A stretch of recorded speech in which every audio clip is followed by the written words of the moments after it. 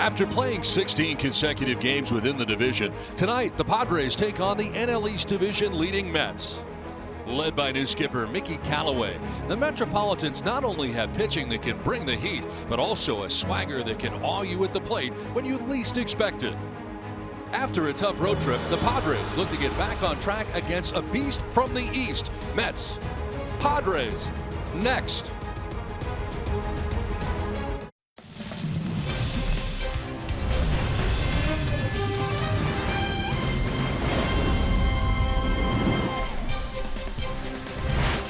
Now the Padres are back home, however briefly, to Petco Park for Game 1 of a 3-game series between the New York Mets and the San Diego Padres. Welcome inside the broadcast booth, everybody. I'm Don Orsillo along with Mark Sweeney. Welcome to Padres Baseball. Well, the Padres are back home tonight, and they've got Wil Myers back in the lineup again. Certainly glad to have that. Tonight he leads off. It's been hot since coming off the DL. So surprising that Wil Myers is playing his 9th game tonight, which is pretty important for the Padres offense. He's also going to be leading off tonight. When he got activated in Arizona, he continued to swing the bat and swing the bat aggressively. 4-hit game in Colorado to start that series. This is the bat that they need, that right center approach, also the power potential with Wil Myers, but also leading this offense tonight is going to be very important. Well, tonight the Padres have the tall task of dealing with Jacob deGrom, who has not lost yet this year. This is an ace, which he is in the second hole in this starting rotation. They are there with power arms, and Jacob deGrom, with that haircut, is still throwing that high fastball. The strikeouts have been a problem for the Padres. That's exactly what Jacob deGrom does. He wants to punch out, and he does it most primarily with that high fastball to finish hitters. The Padres have to attack that fastball and keep him in the strike zone. It is the Padres and Mets coming up. Christian Villanueva returns to the Padres lineup. He's got a 9-game hitting streak. Bob Scanlon will check in next. We return to Petco Park in San Diego.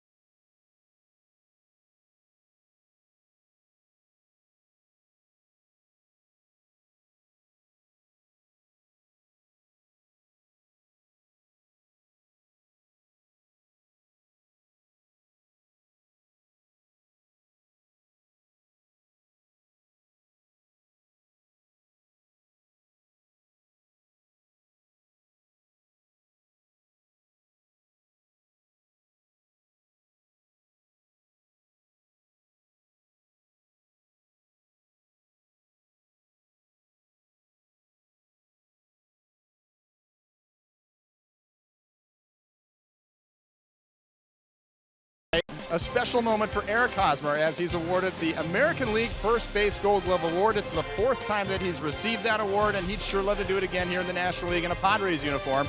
He's off to a great start. He leads all first basemen in putouts and also has no errors so far on the season. I hope I didn't jinx him right there, but he's off to a great start. Now, Eric Hosmer is no stranger to the New York Mets. You want to go back to 2015? He's got some great memories of what happened in that one. Home run in game number 1, got all of that one. But you know what? It's not just the home run. It's this right there.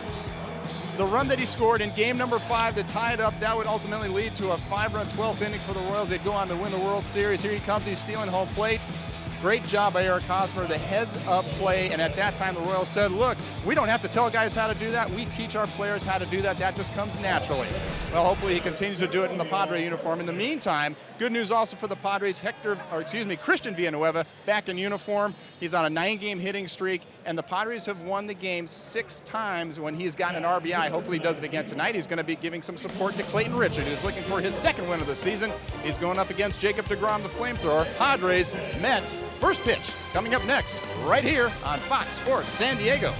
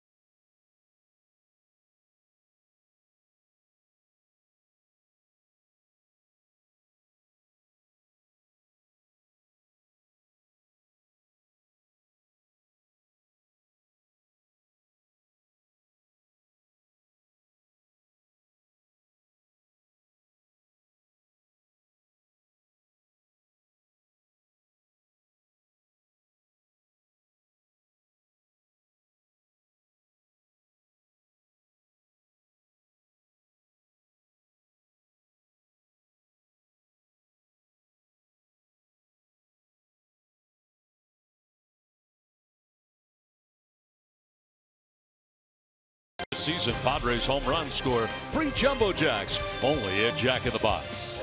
By Petco, the pet company. By Sycuan Casino, opening in 2019 is Sycuan's brand new 300-room resort and hotel. And by Nissan. Take on the unexpected with Nissan's available intelligent safety shield technologies. Innovation that excites. Padres and Mets meeting here for the first time in 2018. And time now for the weather report, brought to you by your always sunny San Diego Honda dealers.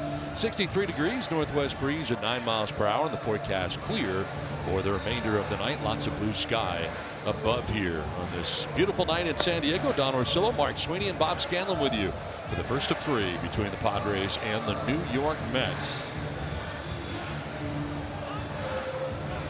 Mets coming in first place by half a game over the Philadelphia Phillies atop the NL East, and Mickey Callaway's team looks like this tonight as we check out the Mets starting lineup as Drupal Cabrera leads it off with Yoenis Cespedes in left, Todd Frazier's at third base, Wilmer Flores at first base, Michael Conforto in right field, Juan Lagares in center, Jose Lobaton does the catching with Jacob deGrom, the pitcher, batting out of the 8th spot Ahmed Rosario is at shortstop, and he bats ninth. On the hill tonight for the Padres is Clayton Richard, making his 6th start of the year. Take a look at the 34-year-old left-hander. 2 career wins against the Mets, both coming here at Petco Park. 1-1 count is a priority tonight. Look for that swing count to be important, and also finish the inning 2 outs. Have been a tough stretch for Clayton Richard. See if he can buck that trend. Well, as Drupal Cabrera leads it off here for the Mets. And the first pitch of the ball game from Richard is going to miss for ball 1. Well, Cabrera's off to a tremendous start, hitting at .326, 4 homers and 12 runs batted in, and is at the top of the order now for the Mets. 6th in the league in batting average for Cabrera.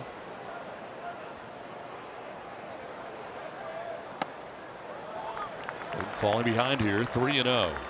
This Mets team is known for trying to hit the long ball, but also they will take their walks. Mickey Callaway loves that approach. Richards getting that outside corner from home plate umpire Doug Eddings. Mets were in St. Louis yesterday. That's strike 2, and Cabrera gets the bad news from home plate umpire Doug Eddings. Going to go collect the bat that he flipped about 20 feet away. It looked like the 3-0 pitch was off the plate. This one catches that top left corner of the strike zone.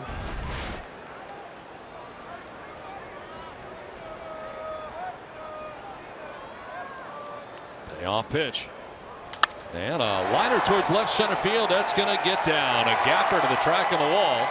Up the alley as Cordero gets it back in, but not before as Drupal Cabrera is at second base to begin things here in the first inning. So a leadoff double here for Cabrera. Let's check out the Padres defensively behind Clayton Richard, brought to you by your San Diego County Ford dealers. Left to right, Jose Perella in left field with Franchi Cordero in center, Will Myers in right. Third to first, it is Carlos Villanueva at third base, Freddie Galvis at short, Carlos Asuaje at second base with Eric Hosmer at first, and Austin Hedges does the catching for Clayton Richard. So as Drupal Cabrera stands at second base with nobody out here in the top of the first, and brings up Yoenis Cespedes. Be careful of the power of Cespedes, who collected 5 home runs already on the year. Yeah, he likes that ball belt high, and he has that hot zone right across the home plate. Has very good plate coverage. It looks to do damage when he's ahead. 23 RBIs on the year, second most in the National League. Tied for 5th most in the majors in that category. In there for a strike, 1-1. Well, for Richard, his 6th start comes in individually at 1-2. The ERA at 5.67 for Clayton.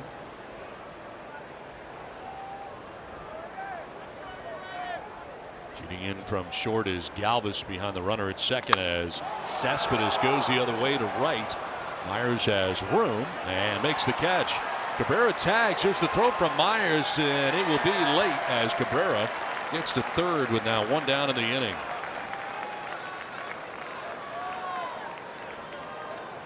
Let's take a look at the keys to the game, brought to you by your San Diego Honda dealers. Well, we touched on Clayton Richard and having 2 career wins against the Mets, and they're both here. 6+ for him would be great tonight. Hasn't gone past 5 innings in the last 4 starts.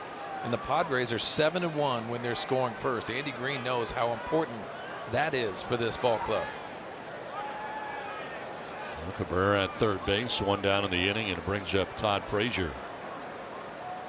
Frazier, of course, last year going to the Yankees and finishing out a year there that was kind of amazing for New York. They went a lot deeper than I think most people thought they were going to go in the postseason last year. Yeah, and you need presence, and I think that's the reason why the Mets went out and got Todd Frazier, because he has a good balance. He's a talented player, but also very important in the clubhouse. So stays in New York, but not with the Yankees. Hedges hops up like he was going to fire down to third. No throw. And Todd Frazier has gone through some struggles after starting a hot bat, and especially the Mets. They were 11-1 after their first 12 games. Todd Frazier had a lot to do with that. 9 RBIs in his last 13 games. That one is by him. Infield in here all the way around for the Padres. You're looking for a ground ball, but it'd be a good situation for a punch out here. Yeah, something that doesn't involve contact.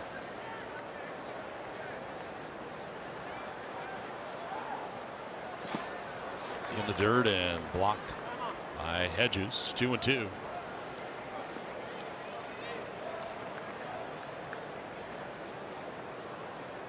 Since Frazier's first full season, which was 2012, he's had 157 home runs as a third baseman, second most behind Toronto's Josh Donaldson. Ooh, very close. Full count now. Well, so many options now after you start working that glove side fastball. I thought this caught the corner. Now you can set it up where that two-seamer, possibly even the changeup, 3-2. Frazier lines it through the left side into left field, a base hit, and from third comes Cabrera. The Mets strike first and jump on top 1-0. Solid contact through the left side for Frazier, and he picks up another RBI. Yeah, that 2-2 pitch was very big. Taking that pitch, getting the 3-2, looks like a little bit of a slider. Todd Frazier rips through that drawn-in infield.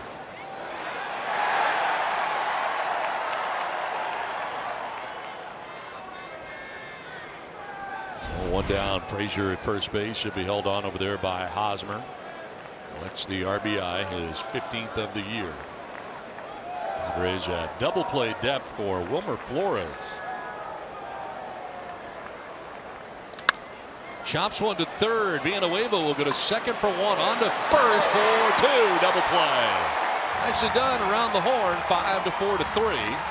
See here if the Mets are going to challenge Mickey Callaway out of the dugout and tell the umpires to hold on here. It was kind of a bang play at first base, and they're not going to challenge. So the double play will end the inning. The Mets have taken a 1-0 lead.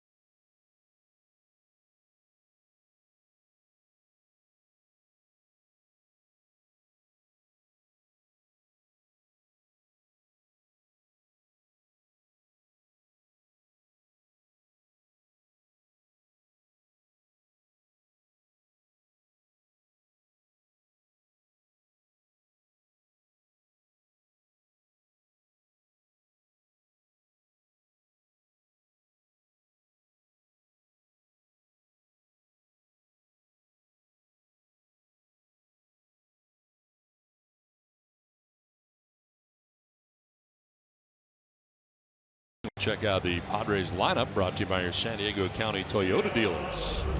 Well, Meyer's going to lead it off tonight for the Padres with Eric Hosmer at first base. Christian Villanueva at third with Franchi Cordero in center. Jose Pirela is in left field with Carlos Asuaje at second base. Freddie Galvis at shortstop with Austin Hedges doing the catching. And Clayton Richard batting out of the 9th spot for the Padres, and Andy Green. On the hill is Jacob deGrom. Can hardly recognize him with the haircut, as you mentioned. Got the fresh cut. Almost looks like a tall Tim Lincecum.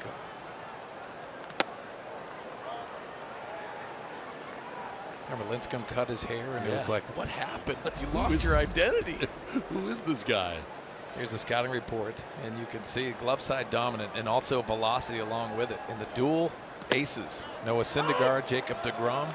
It's a talented staff at the top. Well, Myers leading it off. Your thoughts on this move here to have Will lead it off? Yeah, they're looking for a spark at the top of the order. Manny Margot has struggled. Jose Pirela has struggled at times in there. They're just looking for production.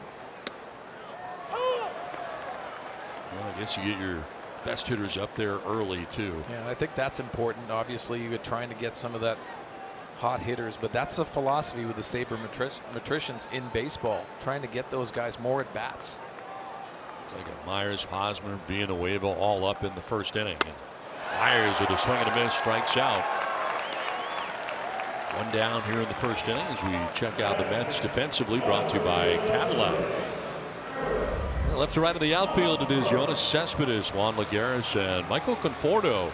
Third to first, Todd Frazier, Ahmed Rosario, Asdrubal Cabrera, and Wilmer Flores, with Jose Lobaton, the former Padre, doing the catching for Jacob deGrom. He started as a catcher this year for Lobaton. Hosmer back with the team and in the lineup tonight. Emergency family medical leave for Eric, but back in the lineup after the last 2 days. Final game of the Rockies series, the scheduled off day yesterday. Rising fastball at 95. Now they're going to have to handle velocity. Obviously, you can see at 95, 96. He can even add on to that if he needs to, but he loves pitching to stop at the top of the zone, especially with 2 strikes. On the ground to third, backing up on it was Frazier. He plants and throws in time to get Hosmer. 2 down in the first inning. Sometimes you see guys back up, they can lead to trouble, but not that time for Frazier.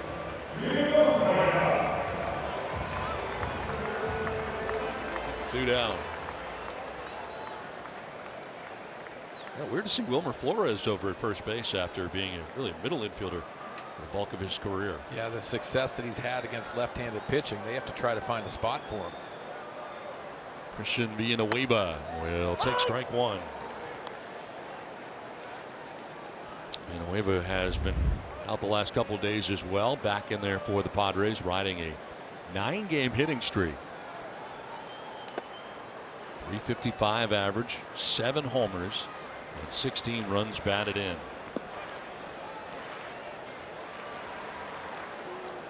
He's been the real deal so far this year. Sure has. Handled both velocity and also the breaking ball.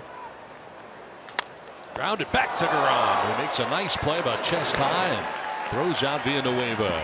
So deGrom with a nice defensive play. 1-0 Mets.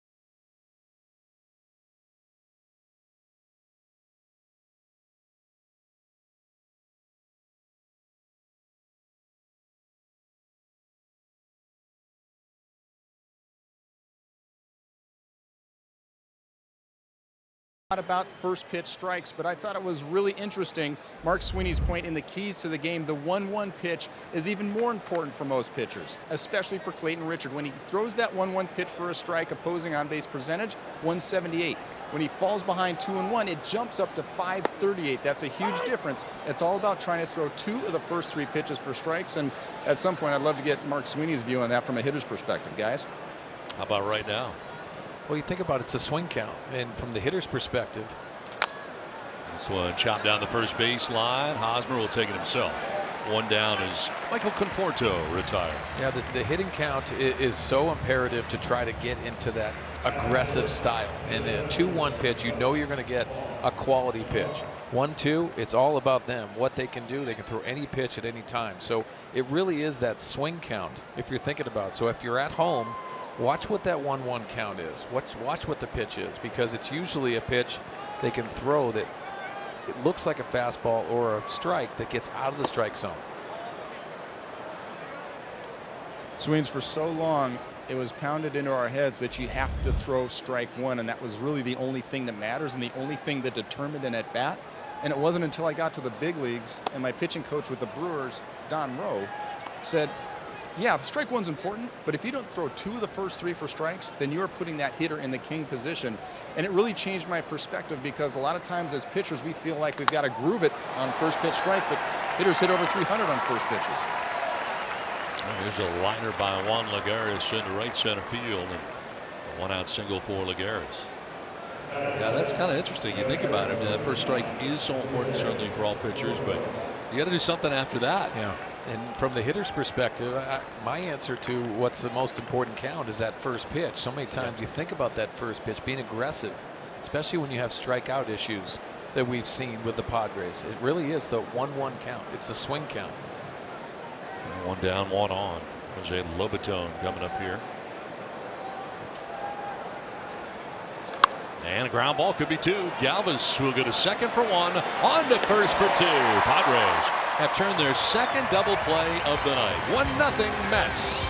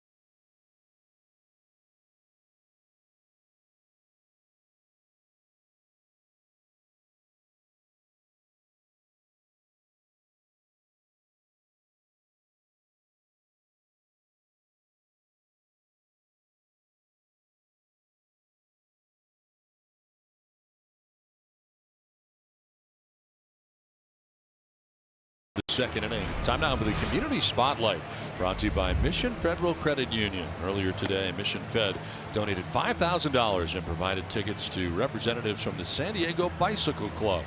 Mission Fed donates around $1.5 million a year to local charities. Thanks for all that they do. And welcome to Petco Park in San Diego for Game 1 of this 3-game series between the Padres and the Mets. Cool evening tonight after a beautiful day in San Diego. 1-0. Mets have the lead. To the home half of the second inning we go, and Franchy Cordero leads it off here for the Padres. They are playing very deeply for Cordero, and here's a looper into left center. That's going to get down for a base hit. Cespedes cuts it off and fires back in with his terrific arm, and Franchy Cordero's got the first Padres hit of the night. Well, we saw big, huge bombs in the road trip from Franchy Cordero. Tonight, you see him fighting this first pitch fastball off. I like the aggressive approach.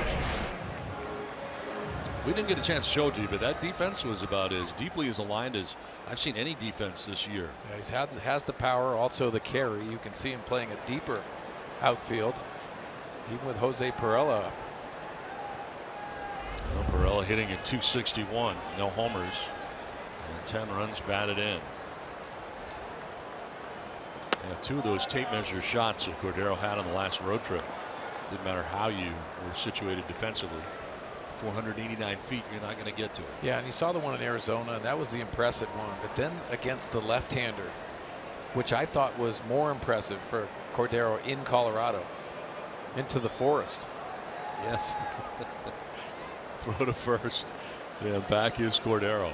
But you know what, with Franchi Cordero, there's a lot of promise, and there's a lot that he has to develop in, and then you see so many great things that he's doing.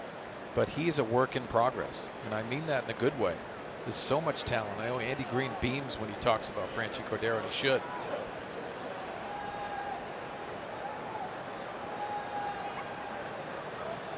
Yeah, people talk about his entire game. You often get asked from people from the other club, what you know about the power, but what else does he have?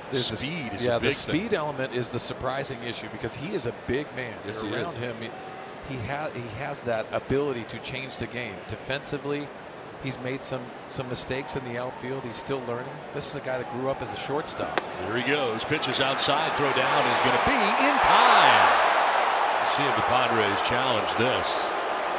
Coming over the second baseman as Dribble Cabrera to cover, and he slapped the tag on. And the question is, the hand get in for Cordero first. So interesting, and you watch the glove work in the middle of the infield and the throw by Lobaton, but watch how Cabrera lets it travel. Not that that's pretty close, but you can see the tag on the back part of Cordero. No challenge from the Padres as Cordero makes his way off, and you're right, you let the ball travel there right into the glove and the tag simultaneously. Yeah, so many people are talking about Javi Baez, how he tags everybody, and it's been very impressive. But that's the glove work in the middle of the infield you like to see. This one fouled back to the screen by Perella, but now bases empty. It's really an art, because if you think about how many guys go out there and catch it and then reach back and tag, that slows it down, gives an opportunity for those base stealers to get in. You let it travel and drop that glove right on the backside. You're seeing a lot of outs.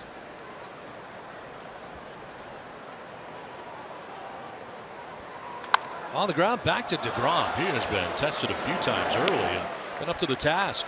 Throws out Perella. 2 down here in the second inning. Time now for our Valley View Casino trivia question. Tweet us your answers by the end of the inning using hashtag Valley View Trivia. And the question tonight: April the 1st, 1997, the Padres connected for back-to-back-to-back home runs. That was against the Mets. Can you name the 3 players who homered? Trivia scares me. Is Mark Sweeney one of those guys? Remember Trivial Pursuit? Yes. I was terrible at it, but yes. I would start sweating as soon as they put that board out. I'm not good at trivia. That's part of the problem. I'm not either. Carlos Asuaje bats here with 2 down. Are you part of the back-to-back-to-back home runs in '97? I'm going to say it's a pretty safe bet that I'm not. Okay. Line foul. Well, you might have been, because usually they time these sort of things. I've they noticed do. Sometimes when there's a trivia question involves someone that is either with us or, you know. I know you're probably not shocked at this, but I probably wasn't known for home runs like Adrian Gonzalez was. I didn't really have a lot of power. It had to be a mistake, and I closed my eyes and swung a little harder. 0-2. And Asuaje strikes out. That is the second strikeout for DeGrom. We're through 2. 1-0 New York.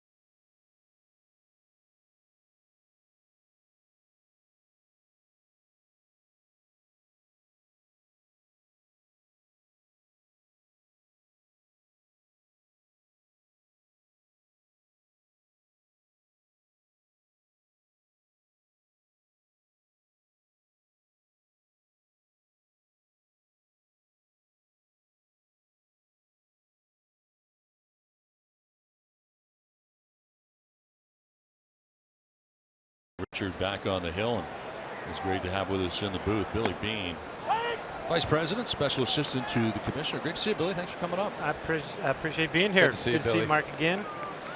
Tell us a little bit about what it is you're doing right now and what your position is with Major League Baseball. Well, I was hired, it's coming up on my 4-year anniversary as the first ambassador for inclusion for baseball. Baseball brought me back to really introduce an expanded conversation about diversity with the players, and really no specific definition of the job, but it was great to come to find out I had a lot of relationships that were in place still from when I was a player, and it took a little time, and but by invitation, little by little, I was invited to speak with majority of teams around the league, and not really a mandate from the commissioner's office, but just an opportunity to let the guys know my personal life experience and why I left baseball when I did as a young player.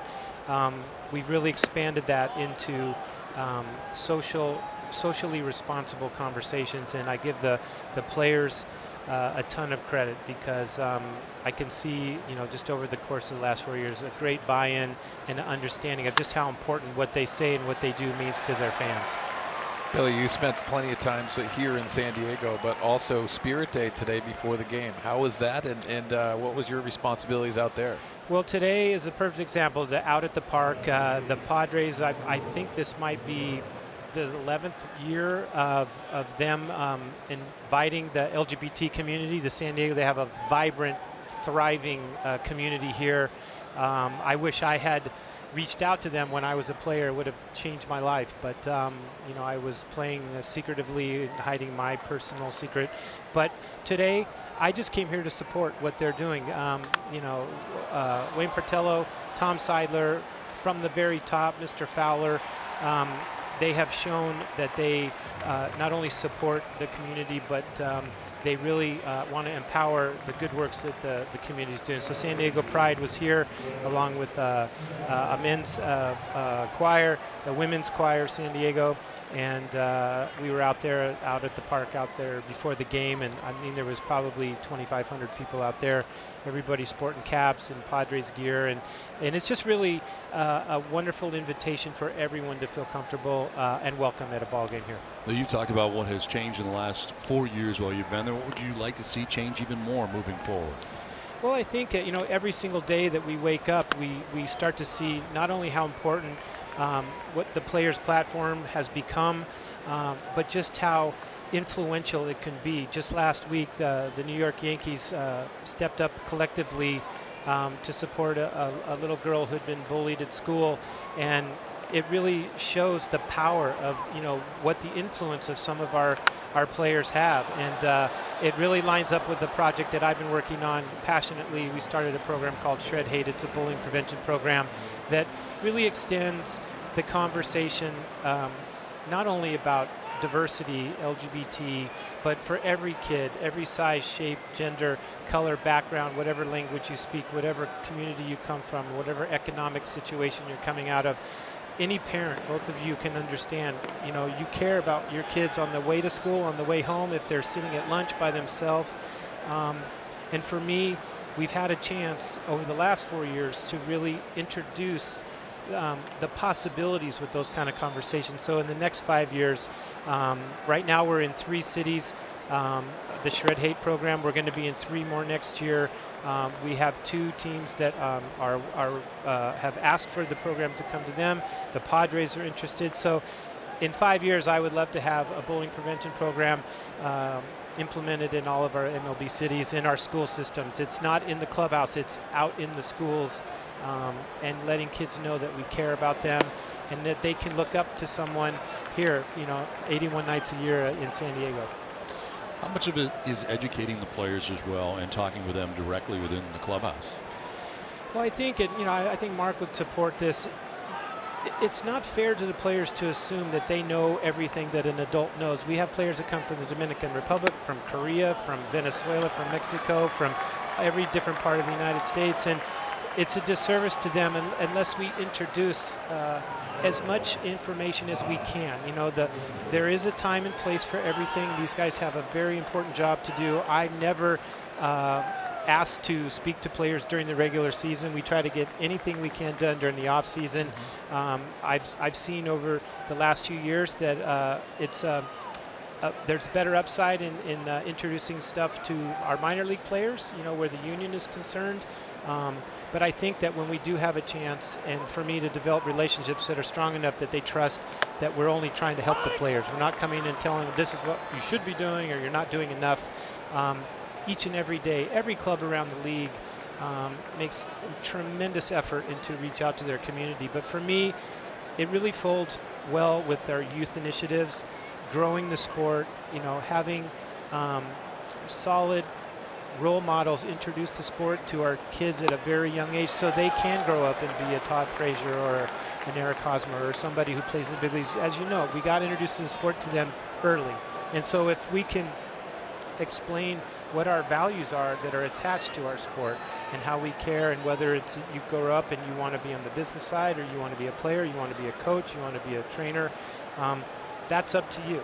But whatever we can get from that first introduction, to me, is just a tremendous opportunity. A great night here tonight at Petco Park, and so great to have you here tonight. I can't believe how amazing this ballpark It sure is. The greatest days of my life were playing at Jack Murphy Stadium, but every time I come here, I just want to sit and just watch the game, and the players are so fortunate to have a facility like this. It's really a dream. Well, we're fortunate to have you back, and that's important, especially with the initiatives that you have. I appreciate that very much. Great to talk to you guys, and I appreciate the invitation to talk a little bit about tonight. That is strike 3 and the end of our conversation with Billy Beane. Thanks so much, Billy. Appreciate it. Thank you. Thanks, Bill.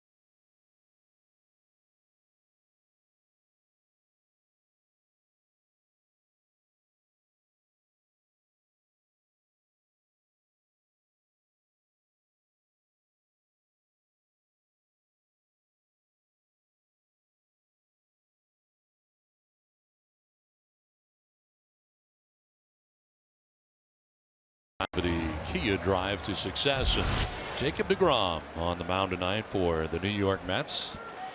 MLB leaders most strikeouts by right-handers since 2015, 5th in that category. But how about that list? And how about Max Scherzer's 885? Yeah, that's impressive to me, being that far ahead in that group. That group speaks volumes. Jacob deGrom over a strikeout an inning for his career. 1-0 Mets lead. Freddie Galvis representing the bottom third of the Padres order here in the bottom of the third inning. It'll be Galvis, Hedges, and Richard anticipated. Freddie at 228 with a home run and 7 runs batted in.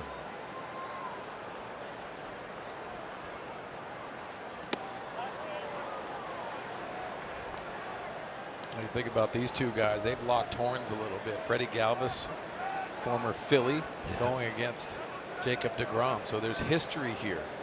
And NL East battles. Elevated and Galvis chased at 95. You know, I think that's the frustrating thing too. You know what's coming. You see that four-seam fastball, but it has carry within the strike zone. That's why you'll see a lot of swing and miss. Looks that like barrel is below the baseball. Looks like some late life too. It is. Swing and a miss on this one, buried down and in. Third strikeout for DeGrom, and that's the first out here at the bottom of the third inning. Well, you see the four-seam fastball success tonight, setting up that tight slider, 91 miles an hour. You see him getting on the side of the baseball. It gets below the barrel. So one down here in the third inning brings up Austin Hedges.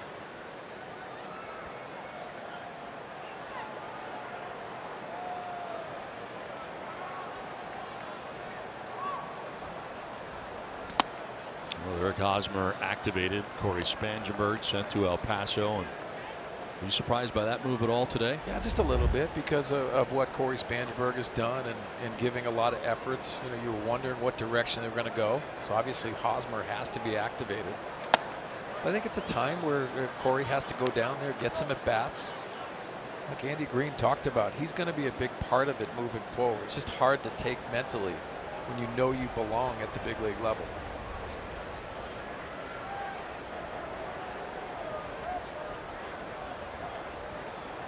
Hedges rolls it over foul off the shoe tops there. And he'll try to walk it off here, 2-1.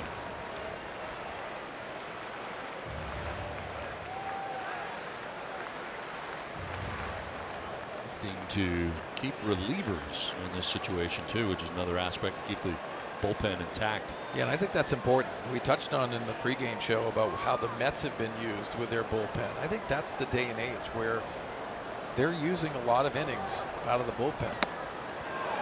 And how you combat that is having a strong minor league system where you can pick and choose. But there are times that Mickey Callaway is going to have to use those bullpen pieces in the minor leagues, but also you're seeing Andy Green being able to do that as well. Just missed, a little bit low, and a full count now. You know, the challenging times is when you overuse your bullpen, but you need other pieces. You need fresh arms. And an off day yesterday helped the Padres, but they still believe they needed 8 bullpen pieces to navigate through this weekend series. There's ball 4, and Hedges works the first walk allowed by DeGrom. Well, it's time now to answer our Valley View Casino trivia question. For the first 1997, the Padres connected for back-to-back home runs. I'm saying Adrian Gonzalez is a part of this. Against the Mets, name the 3 players who homered. Nope. Chris Gomez, Ricky Henderson, and Kilvio Veras. Oh, listen. Chris Gomez, we call him 90210. Ricky Henderson, he didn't have a nickname because he was just so good. He's just Ricky. Here's the bunt bid from Richard. And the sacrifice complete. As Hedges takes second base. Do you have a name for the cue? Kilvio Veras was Teen Wolf. Wow. Everyone had a nickname. I like that. I actually was with Kilvio Veras in A-ball in 1991. Very good player. Very underrated player. Had a boatload of speed. Originally a Met. Yes, he was. Picked by the Mets. International free agent signing. Kilvio Veras. Teen Wolf. So 2 down. Hedges at second. After the sacrifice by Richard, and there's Will Myers. Will leading off. Just joining us tonight. Off in the bottom of the first inning and struck out swinging. Pretty good in the spot. 2 for 3 early going. It's his 9th game. Not a lot of games. Will spent time on the DL after only playing 3 games to begin the year. And you think about Will Myers, and he's been aggressive with that approach since he's been off the disabled list. I think you see that aggressiveness, and the opposition starts throwing pitches like he's got an 0-2 count. Both first pitches have been out of the strike zone tonight to Will Myers. Well, here's that 1-1 count, Don. Watch how a pitcher attacks, especially with the command that Jacob DeGrom has already had in this game.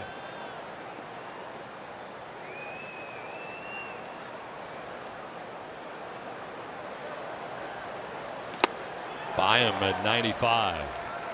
Nothing tricky there, just rearing back, putting it by him. That four-seamer has been electric tonight. You can see the finish on that pitch. But now he's in the driver's seat.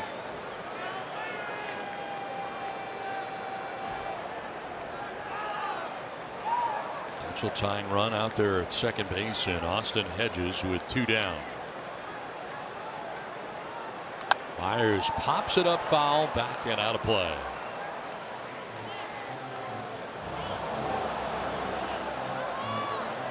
Will coming in, hitting at .333.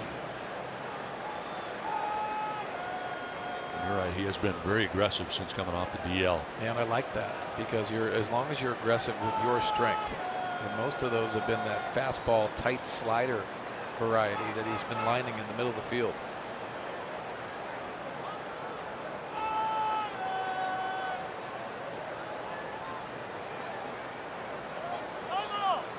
DeGrom taking a little longer here, the runner at second base, and looked at him a couple different times, and Myers requested time and got it from Doug Eddings.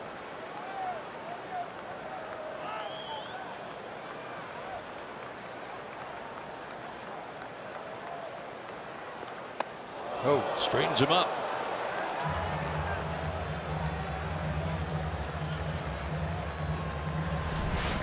Well, high fastball and that four-seam action, he can do this on purpose to make it uncomfortable for the hitters.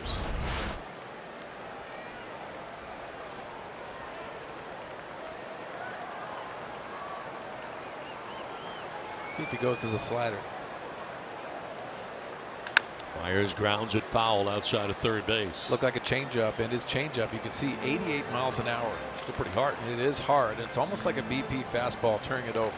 Pitching coach Dave Island, known for being a very good pitching coach, along with Mickey Callaway, who's managing. It's a dual pitching coach atmosphere, but he has implemented pitching in.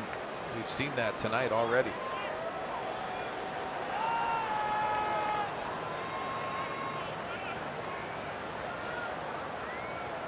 Two to Myers. And a swing and a miss on a pitch running away at 96. Fourth strikeout for DeGrom, 1-0 New York.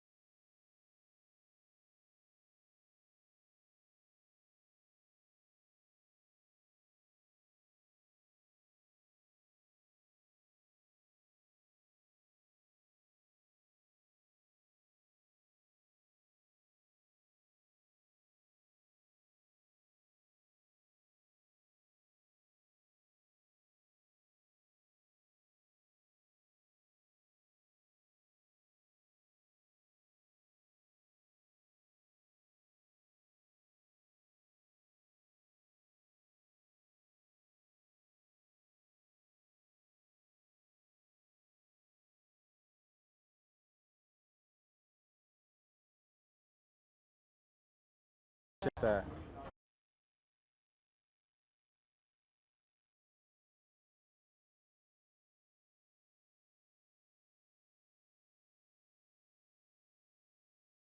Wow, what a bum.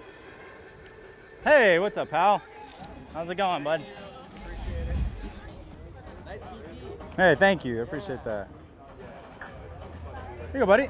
We're excited. Yeah, no problem. Thank you. I appreciate that, guys. Thank you guys for coming. Carlos Asuaje mic'd up.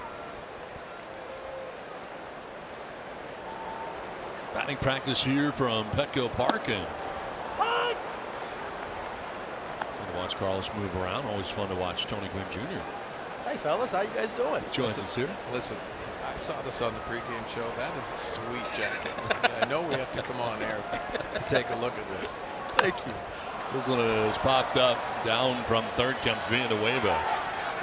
And he is there for out number 1. Wilmer Flores retired. And let's check out Tony's jacket. Hey, you're picking up your suit game. Absolutely. You know, I got to do something right around here. You know what I'm saying?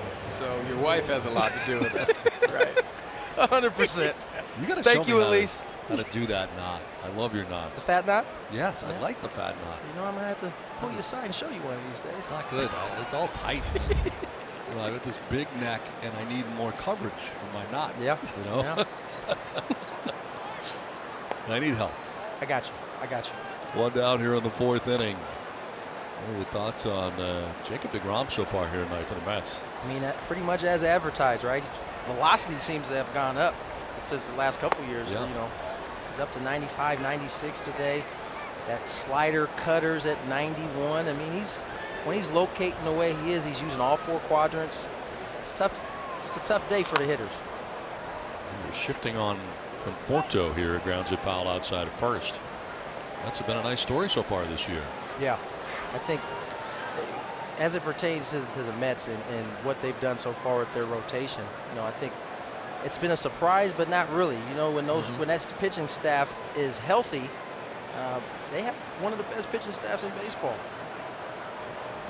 When you think about it, Noah Syndergaard only throwing over 30 innings last year with the injuries. And you start wondering, how do you piece it together? And you want to have guys step up, but their health has a lot to do with the success of the Mets moving forward. One out walk here for Conforto. Second walk allowed by Clayton Richard. When you look at this club offensively, they're not going to score a whole bunch of runs, but when you got the pitching staff that they have, and if they can remain healthy, they may not have to score a whole bunch of runs. One out, one on. Juan Lagares coming up here now for New York. A single to right field in the 2nd inning. 1 of 3 Mets hits.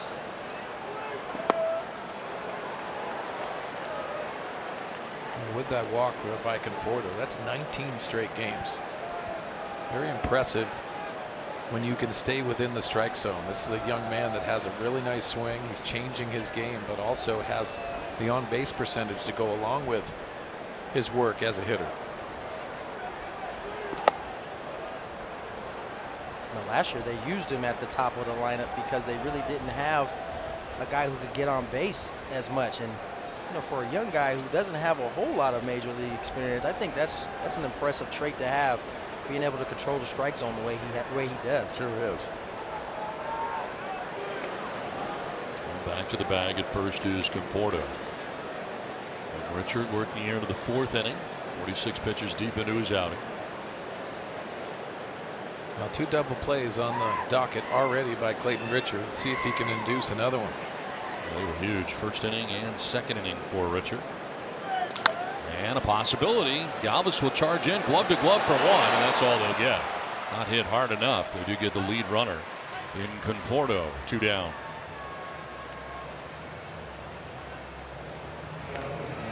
Harris able to reach it first. Not hit hard enough. You see Freddie Galvis with the glove work. Very fancy, but not getting enough on it. Lagares has too much speed to even try that double play. I love watching Freddie go about his business. Right. He had 3 pretty good teachers in Philly, and Jimmy Rollins and Chase Utley and Larry Boa, of course. If you can get Larry to say some nice things about you, you know you are doing something right. You're not kidding. And we've said it a bunch of times because of Freddie's play here. Larry Boa said he is the best shortstop in the game all around. Yeah. And why he says that is because of his awareness of the position.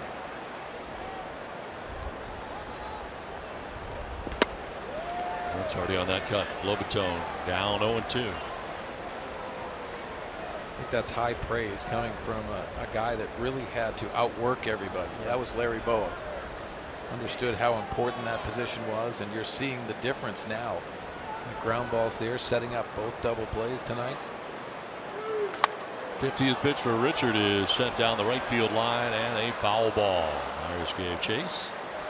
Jump up into the seats. I can tell you from the 1 year I played with Freddie in 2014, he was very it seemed like him and Larry were really close. Like he was a sponge, just soaking up as much as he could get, waiting for his opportunity. And once Chase and Jimmy left, he was the guy in the middle of the infield, and he was ready because he had a guy like Larry Bull. Up the middle, and Galvis with a nice pick from his backside to second for the force out. Freddie Galvis with a pretty spectacular play. Yeah, Galvis nicely done, able to get to this in the first place, but then makes a throw from one knee and on the move. 1-0 Mets.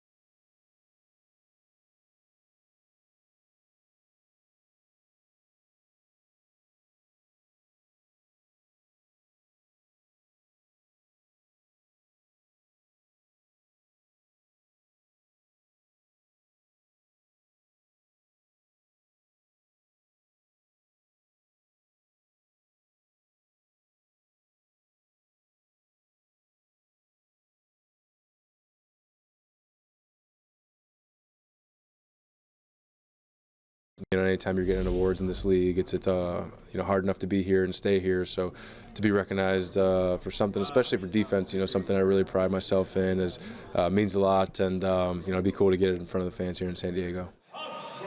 Eric Hosmer talking about receiving his 4th Gold Glove. Is there anything more beautiful than seeing that big Gold Glove being handed to you? He didn't get it in 2016. He came back in 2017 with the motivation, said, I'm going to get this thing. He got it, and so far, guys, he's on pace to get one in the National League now as well. He leads all first basemen in putouts and has yet to make an error. Leading off the inning, guys. All right, Scan, thanks very much. And here is Eric Hosmer.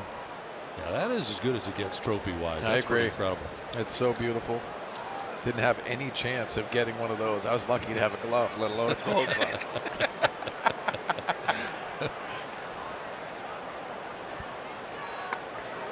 Your dad had some gold, didn't he? He had 5 of them. And I think out of all of the awards he received, he carried those with the most honor. He came into the league barely being able to throw the ball to second base as they tell the story. But he worked on it extremely hard. It was something he took a lot of pride in. I think ultimately when guys can show that type of determination to get better on the defensive end, it's hard as teammates not to take notice and want to kind of follow suit. Obviously you talk about the Silver Sluggers and what he did offensively, but defensively he had a lot of pride in what he could do out in right field, the accuracy of the throws. I remember one throw against the Astros. He threw a guy out third base. It was the biggest out of that series. We ended up going on and winning against the Houston Astros, which I thought was the most talented team other than the Yankees in those playoffs in '98. That's when they had Randy Johnson, right? Yeah.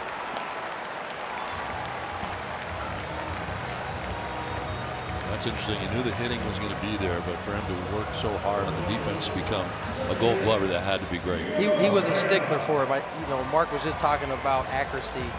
When we would play catch out here, and even as a 9, 10-year-old, if I threw a ball away, the game catch was over immediately. We weren't allowed to play catch. Second walk allowed by DeGrom. Leadoff walk for Hosmer. And in the 4th inning, it brings up Christian Villanueva. Now you go back to the Colorado series, and it was 6 for 6 for Eric Hosmer reaching base, 2 singles and also 4 walks. So you can see that walk again. Getting on base is a priority for this offense for the Padres.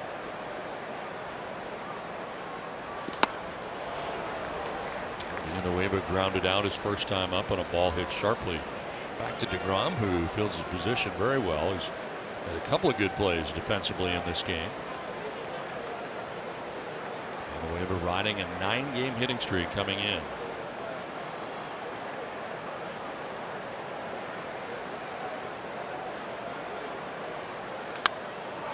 What do you make of Villanueva, the guy who really was not on the radar screen last year? Comes up in September, and this year again kind of got lost in the shuffle of spring training, and here he is after the start that he's having. You know, when he came up last year, I'll be the first one to admit, he hit I think it was 2 or 3 home runs in that short period of time. They were all on breaking balls.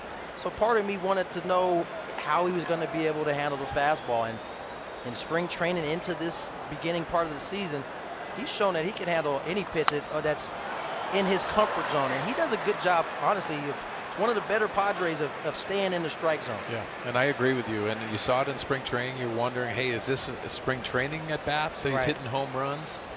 And then at the beginning of the year, it looked like he was just swinging. And he throttled back, which I thought was really important. And obviously, you've seen some bombs when it comes down to him hitting home runs, but he has good plate coverage. He does have really good play. You've seen him hit breaking balls that aren't necessarily strikes and stay on them and drive them out of the ballpark. The one thing I noticed he was doing in spring and in the very beginning of the season, when you mentioned he looked like he was swinging, that bat waggle was very fast and hard.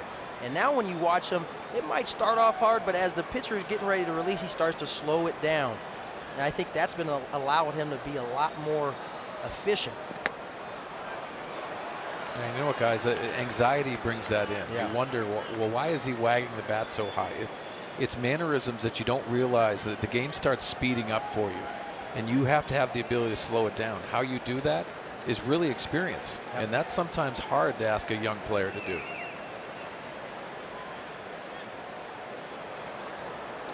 On the ground towards shortstop, Rosario will shuffle to second for 1, on to first for 2.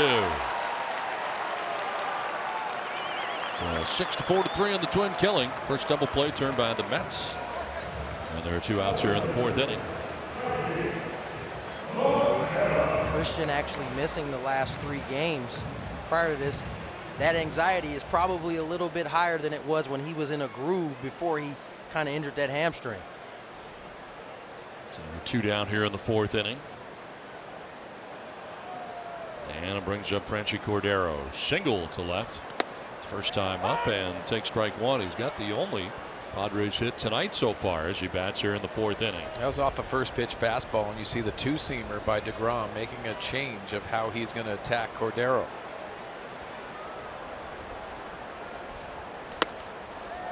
Touched a little bit earlier on Dave Island, the pitching coach, and why he's asking these guys to throw in. It sets up so much at the end. You could see Dave right there asking them to pitch inside for effect, but also being able to expose them to the outside corner.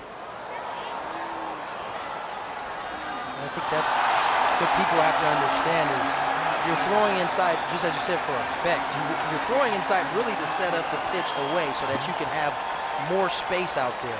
And listen, I'm a former hitter myself. Guys are way more comfortable than they've ever been at the plate now because there's not the fear of the ball being thrown in that much anymore. Close pitch, called the ball.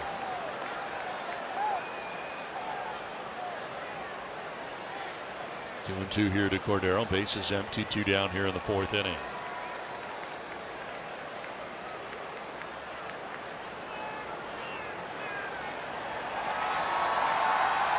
Asking for that fastball up and in here. And he strikes him out with it. 96 on the fastball.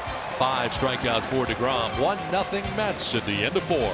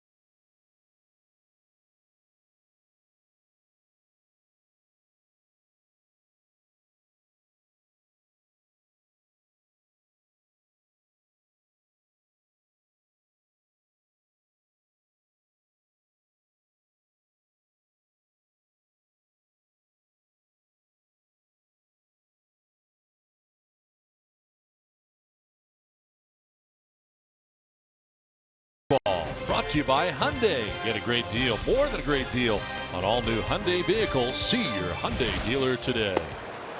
Pitch in there for a strike at the knees from Clayton Richard. Jacob deGrom, the pitcher for New York, leading it off and batting out of the 8th spot. Tony La Russa do a good bit of this with the Cardinals. Advantages to doing this, you think, guys, here, having the pitcher bat 8th? You know what? Without seeing the numbers in front of me, because obviously there's reason. Swahe at second base throws out deGrom. We were talking about Gold Gloves earlier, and Eric Hosmer. Let's take a look at the Arco top tier play of the game. That is sweet. I asked Rawlings for that model. That's that Brett Butler glove right there. It sure is. That is enormous. He brought that by the set the other day, the last homestand. And I said, how do you get one of those? He goes, you can order them online easily. Really? I'm running out of time here. Our next softball game is coming up, you know. It's like May 10th or something. I always say it too. You got to watch your chicklets, and I think that's the only way that you're going to be able to protect your chicklets. If I pitch again, you may want to wear that. If they let me pitch again. You have to pitch again. I don't know. They really like my outfield work from what I heard from I want RJ. you to get in the bat. And you know why my outfield work was so good? There were no balls hit to me. And anything that came to right center field was Tony Gwynn Jr.'s ball. It was awesome. Did you look at it and say, Tony, you got everything? Yeah. Hey, you got this area this right here. Area's you. That's what I did to Finley. I get a spot start and say, Fitz, you got everything. This is out to right, and Myers will go to the dirt of the track to bring it in. 2 down in the inning. Myers going back to the warning track and making the catch as Drupal Cabrera is coming up, and as Drupal Cabrera takes on Clayton Richard today by AARP. He has enjoyed taking on Richard in the past. 8 for 14. 5 doubles, 4 RBIs, 571 on base percentage, 929 slugging percentage. Also 5th in the National League coming in. Yeah. He has done everything. And normally a shortstop, I think the second base position has really calmed him a little bit, but offensively focusing on what he can do. Get production out of the second base position. That's a bonus. On the ground, sharply hit to Galvis. His throw is low and dug out by Hosmer on the other side. Now the Gold Glover at first base, bailing out Galvis on the throw. Mets have a 1-0 lead.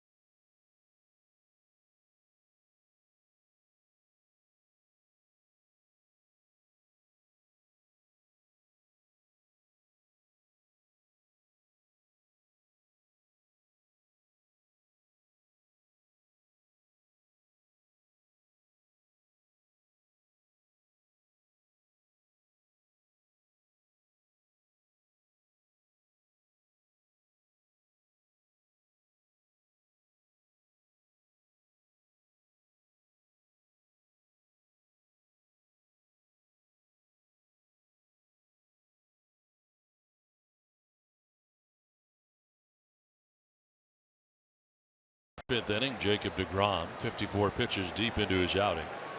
Back on the hill here to face Perella, Swahe, and Galvis scheduled in the 5th.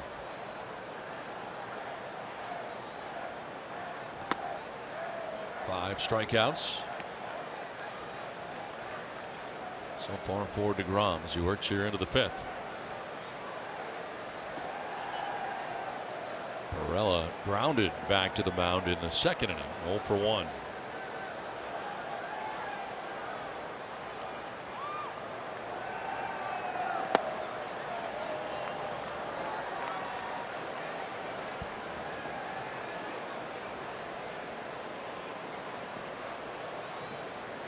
Originally a Mets 9th round pick, Jacob DeGrom.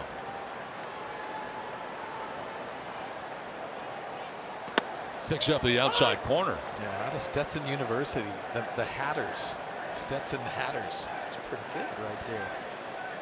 The Hatters.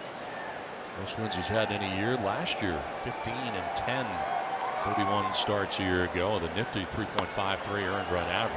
I tell you, the only reason why I know that is because I was a roommate. I had a roommate, Tom Reginas, in Cape Cod League, and he was from Stetson University. And I said, "What's your nickname?" Hatters. I go, "What?" What's your mascot? A big hat. He's fouled off down the right field line, giving chase Flores, but no play. From an all-star last year. It's funny you said that because that's how I learned a lot about some of the colleges that weren't on the West Coast. Was going to Cape Cod and playing with some of those guys. You're like, Concordia, where's that at? New York? Come on out to San Diego and play. Right. Play year-round, buddy. We're talking about a lot of the Cape Leaguers because of the Fox Sports special going on. It has been great to watch, but as we get ready here for the payoff pitch, and that is ball 4. Who are some of the guys that were there when you were there that made it to the big leagues along with you? Alex Avilas was one. Was Dustin Pedroia there? No, I don't think he was there. I'm drawing a blank. Do you remember your job that you had to have?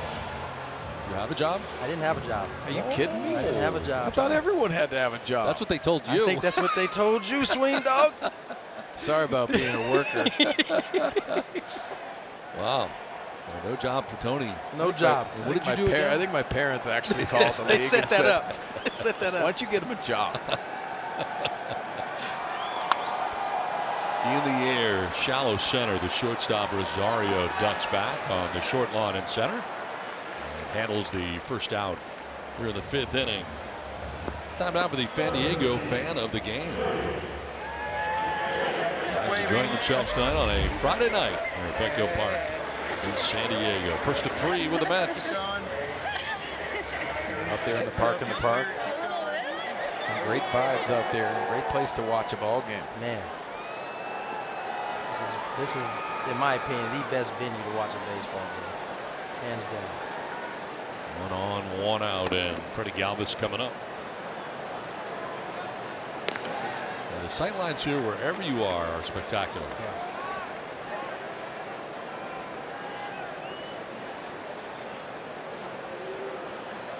Mets fans are here tonight at the beginning of this series. Mets are at the end of a long road trip. Fouled off. Atlanta, St. Louis, and now San Diego. There's so many things, guys, that you're seeing Jacob DeGrom start getting into the rhythm of what he's doing. You want to possibly even hit and run, but there's been a lot of swing and miss by these Padres. Freddie Galvis knows how to handle the bat. Got to take some chances against guys that are settling into their start that have electric stuff. Second time through the order here for him in the middle innings. Galvis down the line in left. Cespedes on the move. Won't get there. Drops in fair. A little bobble out there and almost another base for Perella, but he stands pat at second base on a long single for Freddie Galvis down the left field line. It's a nice piece of hitting here by Freddie Galvis. Like a fastball up in the zone. Does a good job of getting his barrel on top of that ball. Cespedes did a nice job barehanding that ball. He dropped it for a quick second, but because he got to it so quick, oh, actually he didn't drop it. He just was playing with Perella over there at second. Almost begging Perella to try to go first to third. So first and second here with 1 down, and brings up Austin Hedges. Saw Perella come around second, hard stop, and then start up again. It looked as though he might have dropped it, but Hedges walked in the third inning.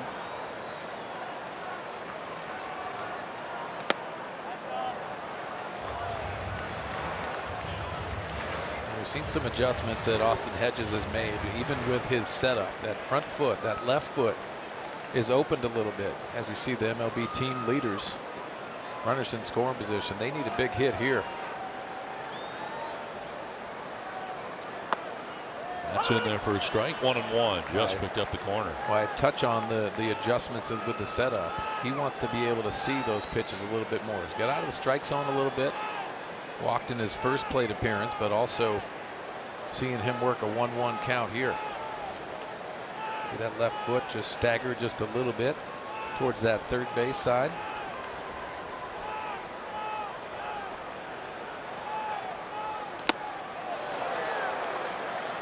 Down 1-2. DeGrom has such late life to his ball. And what I mean by late life is the cutout right in front of the hitter. Once that ball gets to that dirt, it seems like it jumps at you even faster than when it's coming in. And that's a product of DeGrom really finishing on his pitches.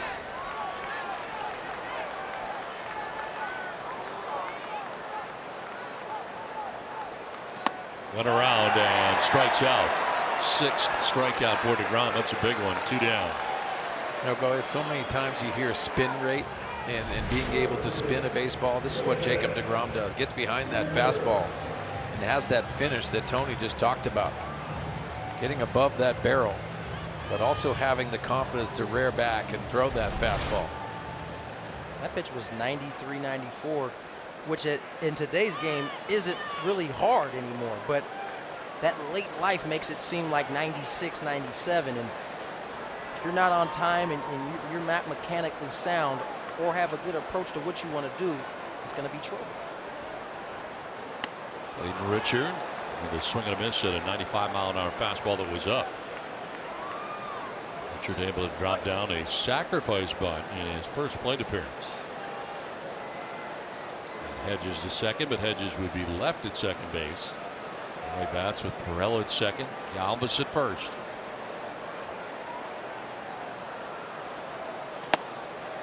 You know, guys, we always talk about what knowledge that we got to get from a lot of the guys that played before us. And Ozzie Smith said something interesting with guys with velocity. He said, let them supply the power, which means playing pepper with it, but also being short to the baseball and let them supply that power.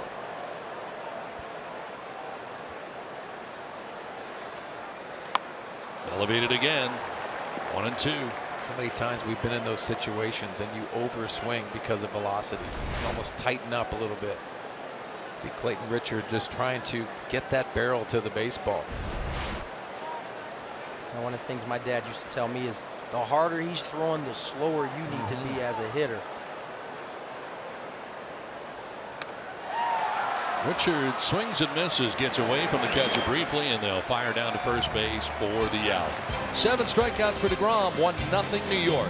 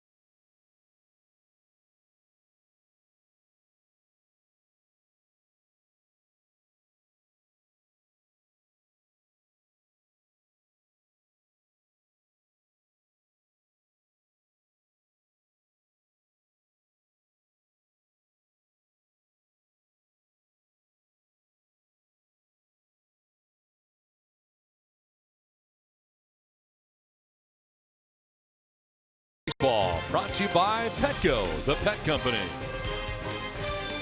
And by Cadillac. Visit your San Diego Cadillac dealers today.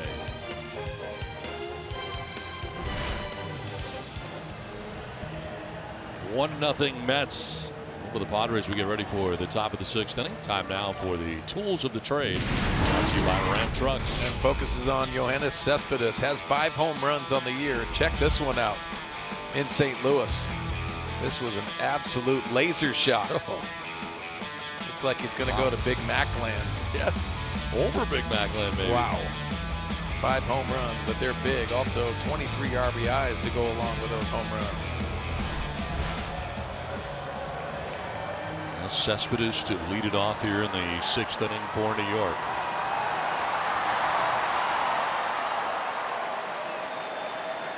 He has fly to right and walked. 3rd plate appearance of the night. He's some kind of strong.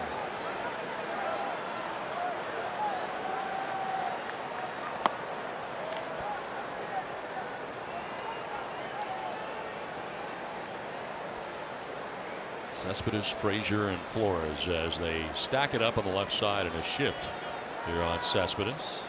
Look out. Watch your face up and in. Buzz the tower, did Clayton Richard. Make it uncomfortable for him. I don't mind this. You got to be able to pitch in. We're seeing it from the Mets side. Clayton Richard adapting that because now you can go the 2-seamer, maybe even a changeup.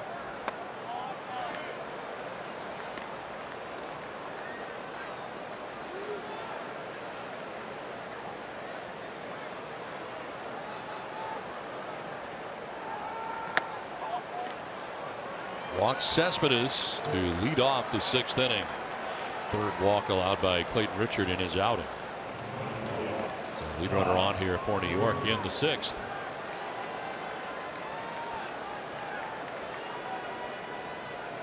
And it brings up Todd Frazier. 1 for 2 in the game. A single in the 1st, a strikeout in the 3rd. That single produced the only run of this contest. Came in the 1st inning. As Drupal Cabrera scored, and the Mets go a 1-0 advantage. Todd Frazier has grounded into 2 double plays this year. Richard has already induced 2 in the game.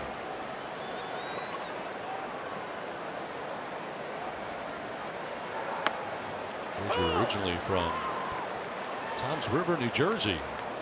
And now spending last year, of course, with the Yankees, and now the Mets. Started last year with the White Sox. And to the bulk of his career spent as a Cincinnati Red. Had 40 home runs for the White Sox in 2016. And strikes out here. So Richard picks up his 2nd strikeout. Both of them have been Todd Frazier. Well, coming up in the 7th inning, be sure and stay tuned for the Arco game break. Mike Pomeranz and Tony Gwynn Jr. Tony has left us a little early tonight so he can be ready for that. Heading over to the set. 1 out, 1 on, and Wilmer Flores 0 for 2.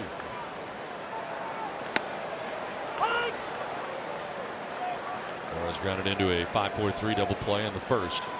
Popped out to 3rd base in the 4th inning. A career .273 hitter against left-handed pitching. That's the reason why he's playing first base tonight. Trying to get his bat going.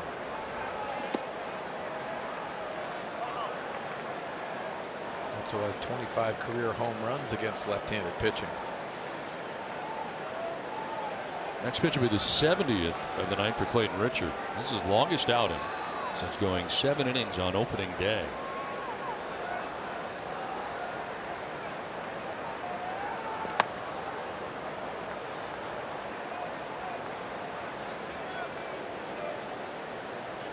With a breakdown of those 70 pitches, 43 for strikes.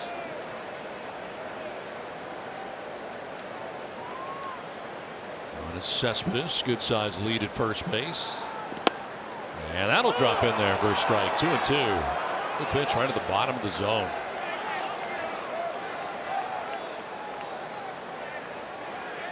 Well, the Mets thought it was a strike. You see right at the bottom of the strike zone. See that movement and the late movement in the hitting zone.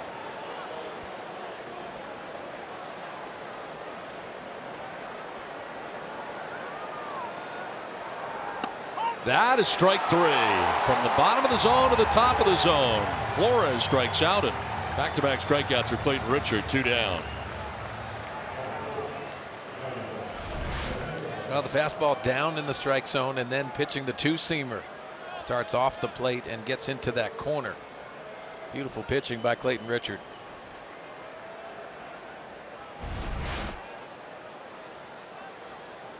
So 2 down. Cespedes still at first base. Padres shifting on the right side of the infield. Michael Conforto will take strike 1.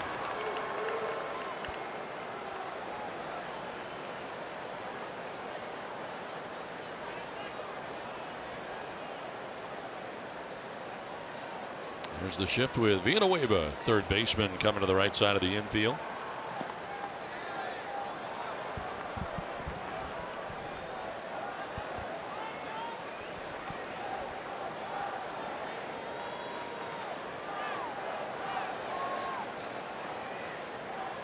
Conforto has grounded out and walked in 2 plate appearances. Shoots one foul down the left field line, out of play.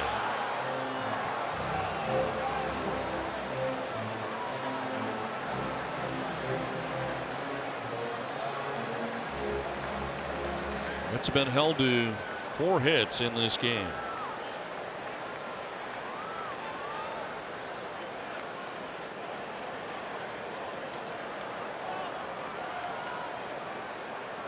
Swing and a miss. He went around, indicated by the home plate umpire, and that is strike 3. Now Richard ends up striking out the side after a leadoff walk.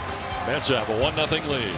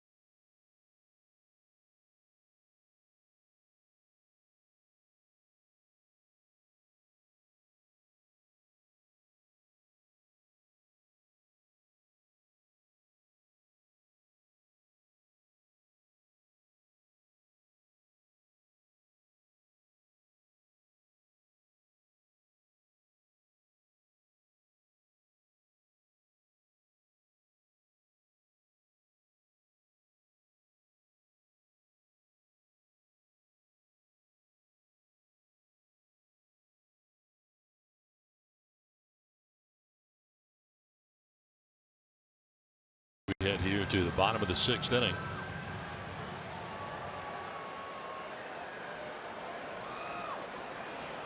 Will Myers top of the order, leading it off here for the Padres. Myers, Hosmer, and Villanueva face Jacob deGrom. 71 pitches deep into his outing.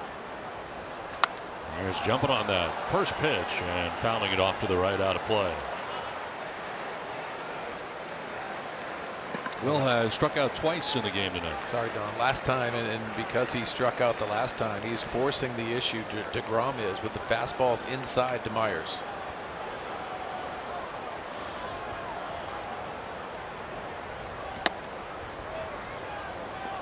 Now that becomes the pitch for show. Off the plate, you can see having command to be able to throw that fastball off the plate.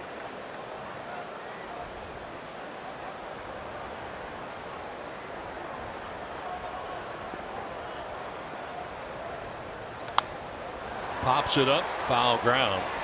Lobaton coming back, but won't have a play. Ball back into the seats. Will Myers down on the count here at 1-2. Yeah, see, Will Myers frustrated himself because he's starting to get out of the strike zone. DeGrom has dictated how he is going to pitch to Will Myers rather than Will getting to his strength. 75 coming up here. Lobaton looks like he wants it up. And going up to get it is Myers to right, and coming over to make the catch is Michael Conforto. Nice play. Hung up there long enough for Conforto to get over there and make the sliding grab for out number 1. Yeah, so many times as an outfielder, this ball goes into the bank of lights. Will Myers does a nice job getting on top of that 95-mile-an-hour fastball, just off the end of the bat. But as you go into that gap, you have to really work yourself out of the lights. A very difficult play for Conforto, making look easy.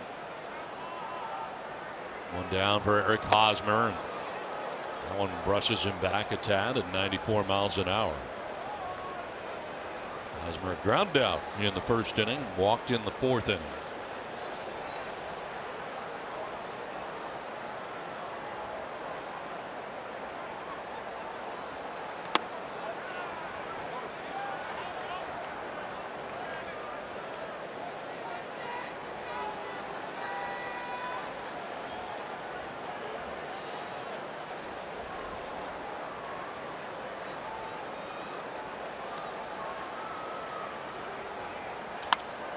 To left center, over is Cespedes, and he'll make the catch. Talking about light banks, I think he may have just lost it right there, but recovered to make the catch. So 2 down as Hosmer lines out, and outside for our Coors Banquet timeless moment. On this date, April the 27th, 1984, 20-year-old right-hander Mark Grant made his major league debut, tossing 6 innings, a 4-hit ball for the Giants in a 9-3 loss to the Reds.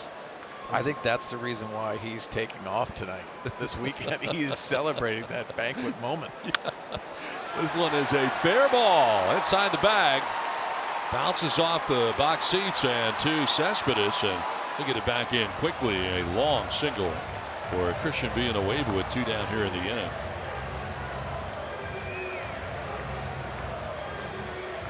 Villanueva had been frustrated, bouncing into a 6-4-3 double play last time up. This time rips it right down the line. Now the smart play too. Remember, he had those few games off in Colorado because of that hamstring injury. Don't want to extend yourself. The reason why he's in the lineup. Ball got to Cespedes pretty quickly too. There's Franchi Cordero. One of 3 Padres hits on the night. This was a single in the second inning. Was caught trying to steal. And struck out in the 4th inning.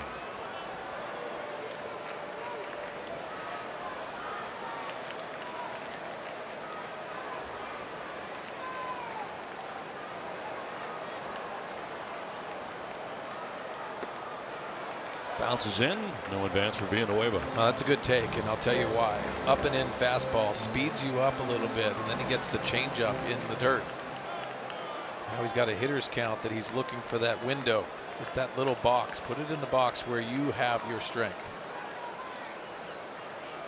Jose Pirela waiting on deck, but there are 2 outs in the inning.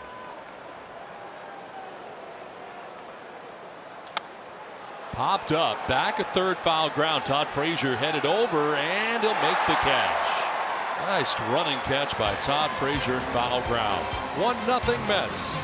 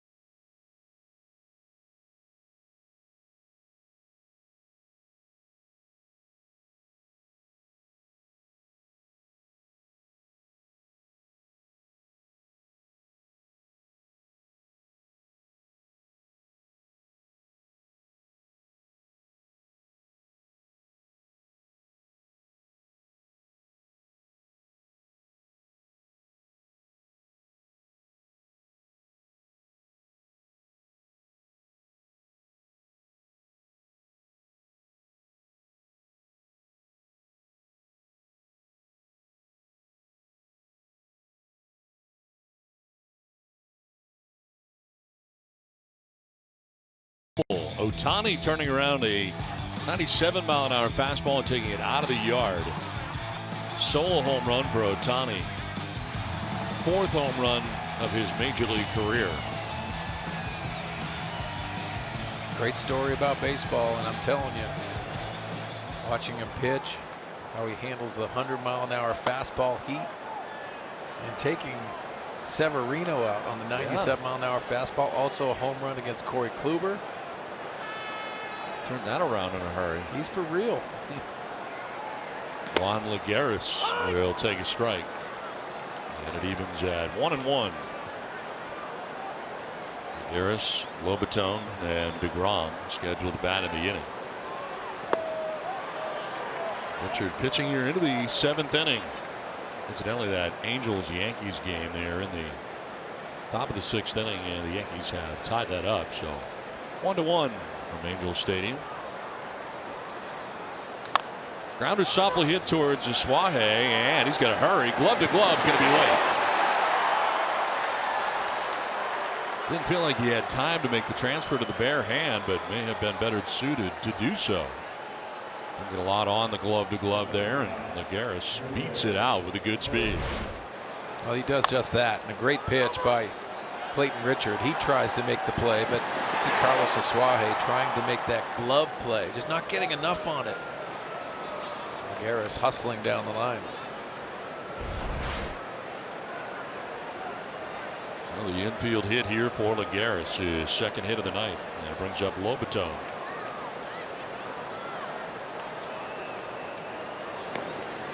Richard has induced 2 double play balls in this game.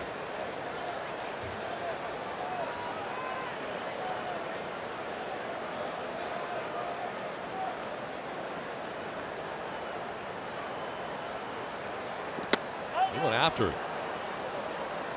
Punched at it. 0-1.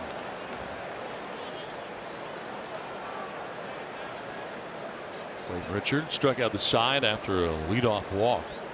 He went to Cespedes in the 6th. He'd get Frazier, Flores, and Conforto all down by way of the K.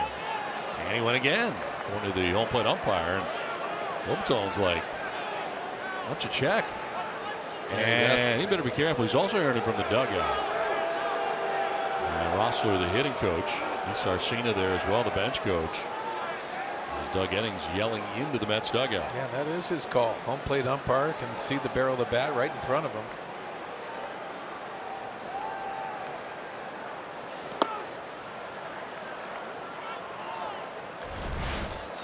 Here's the check swing. Let's see if he goes.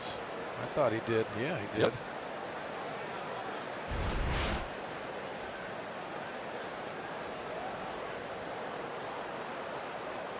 For the first, and that one almost got away. Hosmer coming off the bag to retrieve that.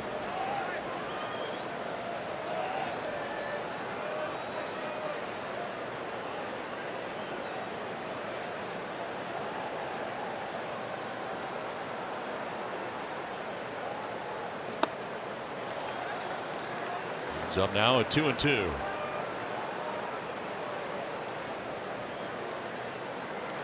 Doug Eddings has heard it from the Mets dugout tonight from time to time, and I think he just got a little fed up there.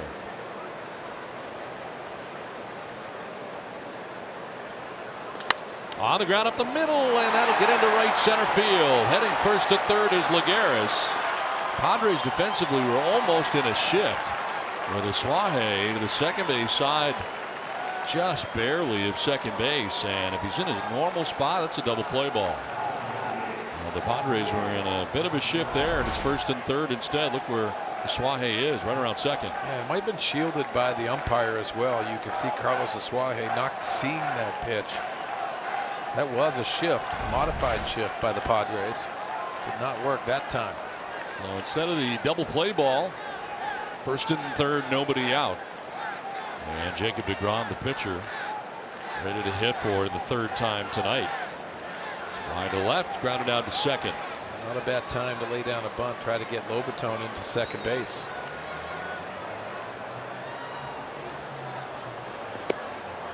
Pulls it back and takes strike 1. Yeah, puts a lot of pressure, and you see Eric Hosmer come crashing down. first priority is Lagares at third base. Can't let him waltz into home plate with another run. With that safety squeeze in mind.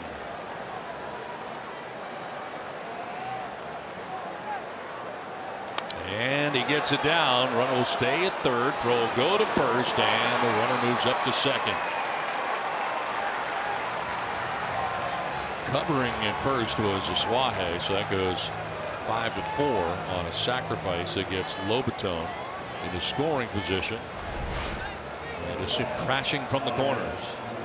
To put pressure on, and especially Eric Hosmer, and you can see Villanueva throwing down and getting the out. Carlos Aswahe almost had a train wreck. Yeah, he did. Second and third, one down. And the number 9 hitter, in this case the shortstop for the Mets, Ahmed Rosario, with the infield in all the way around for San Diego. 4 for 14 in the spot at 286. And a grounder that is handled by Aswahe. He will throw it in the dirt, and Hosmer makes the play. Wow. We got gold over there. Woo. He just spiked it. And Hosmer able to pick it. Well, infield in, and you can see the hot smash to Aswahe's right. Then the lawn dart. And a nice pick by the Gold Glover. Wow. Very fortunate. And here comes Andy Green. They've had Craig Stammen warming in the pen here with runners at second and third and 2 down. 88 pitches for Richard. There's Stammen. He's been warming the better part of this inning.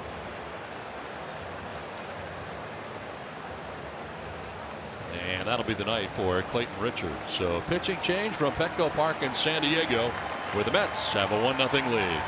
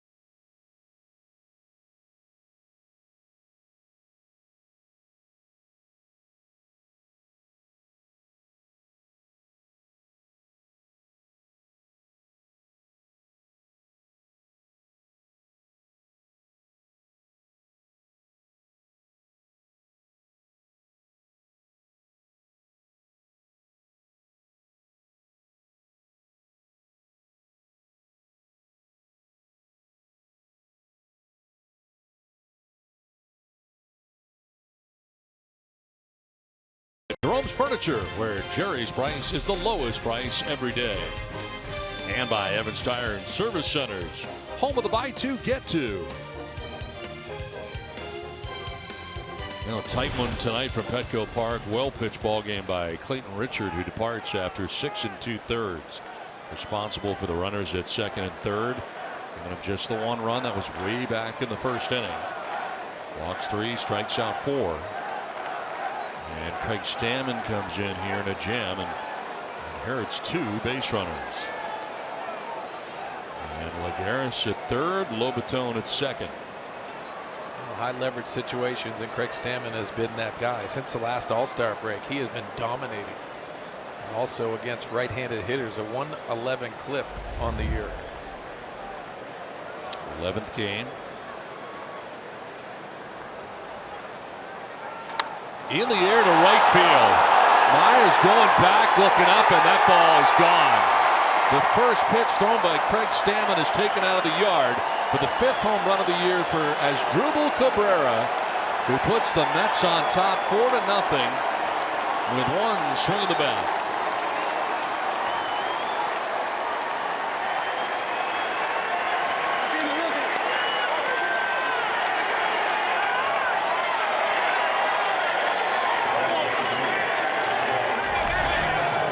can see the breaking ball, and it's elevated.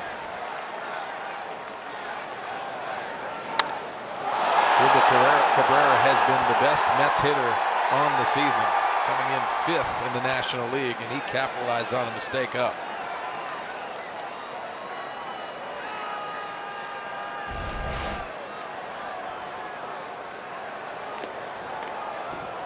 So Clayton Richard had gone 6 2/3 innings and threw just 88 pitches. Andy Green decides to take him out. Runners at second and third, and the very next pitch turns into a 3-run home run for Asdrubal Cabrera and a 4-0 Mets lead. Cespedes will take the pitch outside, 2-0. So unfortunately for Clayton, 2 of the 3 runs are charged to him. 6 2/3, 3 runs on 6 hits. Walked 3, struck out 4, and right now on the hook. Pitched a great game. Broken bat, little bloop to shallow right, and that will fall on a hop into the glove of Will Myers, who gets it back in quickly, but he trapped it out there. And Cespedes on for the 3rd time in this game. Well, Will Myers hit with the effort, but the first step was back. The broken bat dumps into right center field. Nice effort by Will, but it's that first step that cost Will in that play. Cespedes, who had walked twice previously, now has his first hit of the night and is aboard for Todd Frazier.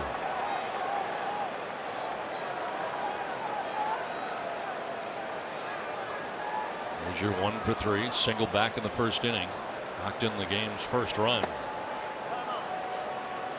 I got to agree with you, Don. A great showing by Clayton Richard tonight.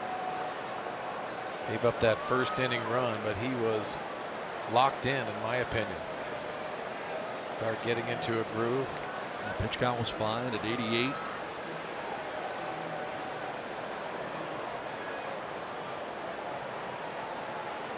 In the dirt, and it is now 2-0.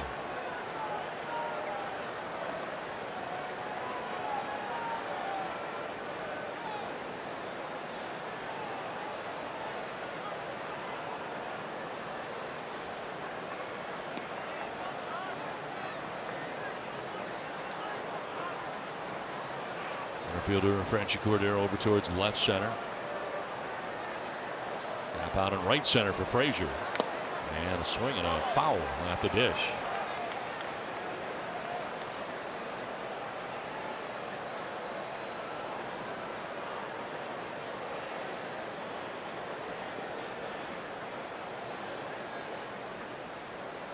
Craig Stammen, who has been so good coming out of the bullpen in high leverage situations, especially. Asdrubal Cabrera gets his 5th home run. It's 13, 14, and 15 for Cabrera. On the ground and foul outside of third base. 2-2 now to Todd Frazier.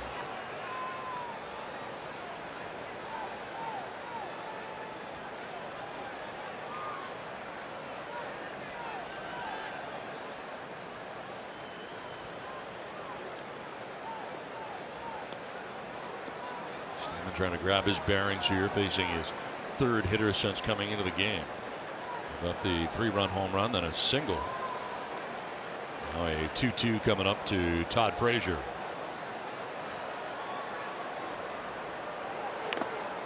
Fouled it at the dish again. Got part of Hedges on the way back to the backstop.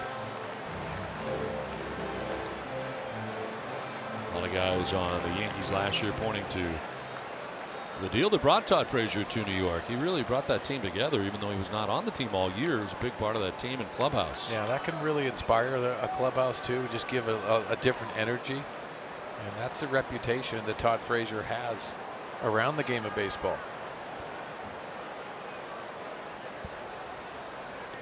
That is strike 3. Good pitch, and it ends the inning. So a 3-run inning for the Mets, who have taken a 4-0 lead. time now for the Arco Game Break. And Mike Pomerantz and Tony Gwynn Jr. All righty, gentlemen, thanks very much. Well, Clayton Richards certainly doing his part, but we're going to talk about Jacob deGrom coming in with a 2-0 record and maybe not as electric and as filthy as we've seen him, but still very effective tonight. Yeah, his velocity's up. He's playing with all 4 quadrants of the plate. And we talked about him struggling a little bit third time through the lineup. I don't think that's going to be an issue today. Through the first 2 times through the lineup, he only really used that fastball and slider.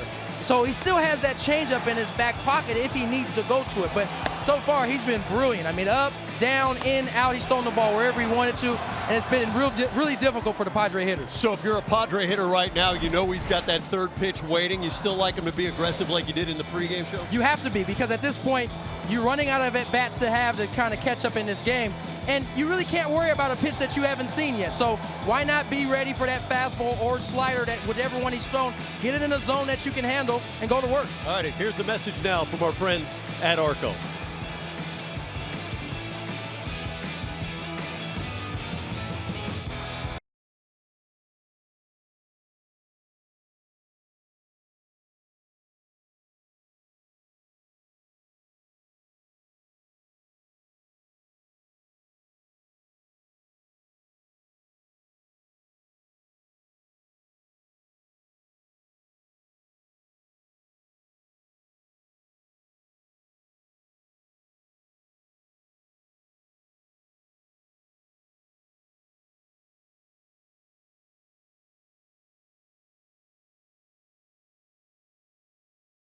In the 6th inning has extended his hitting streak to 10 games.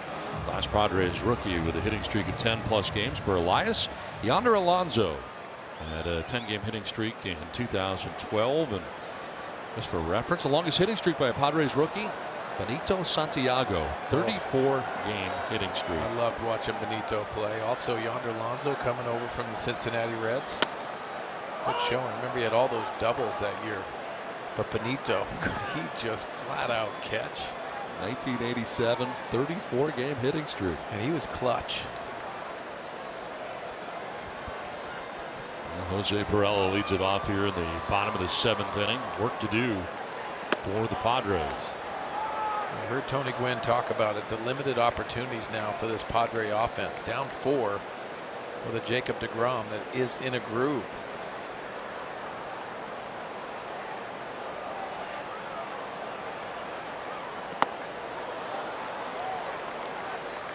Now, to me, that's been the difference maker tonight, with the encouragement of Dave Island, the pitching coach, asking Jacob deGrom to throw in that fastball in, disturbing these Padre hitters. They're not comfortable, that's for sure. And you can't. It's velocity. Grounder up the middle, ranging from short. Rosario. His throw is low, but dug out by Wilmer Flores.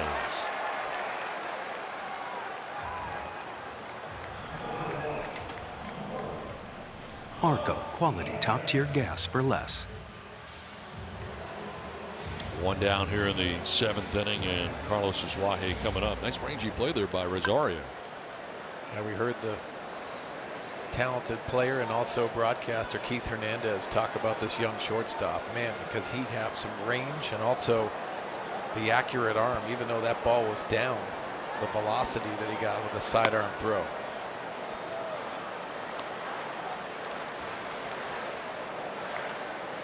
Suaje 0 for 2 tonight, has struck out swinging and popped out to shortstop.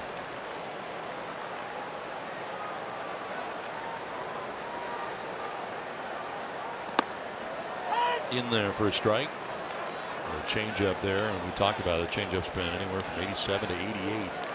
We're talking about 7 miles an hour difference from that high four-seam fastball that he's got between that and the change. That fastball you have to cheat on a little bit. Started a little bit earlier.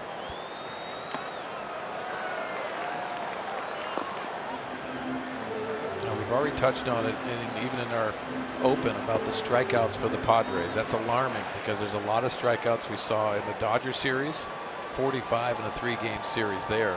Then going on the road and having 15 in Arizona and 16 in the last game in Colorado. Strikeouts have been up across Major League Baseball in general, but I agree with you. That they is have. alarming. And you know what? I think a lot of the philosophy is an out is an out. But there's also times where you're going to have to shorten your swing. You're going to have to get on top of the baseball and be able to not try to elevate a baseball, especially when they're pitching at the top of the zone like Jacob deGrom tonight.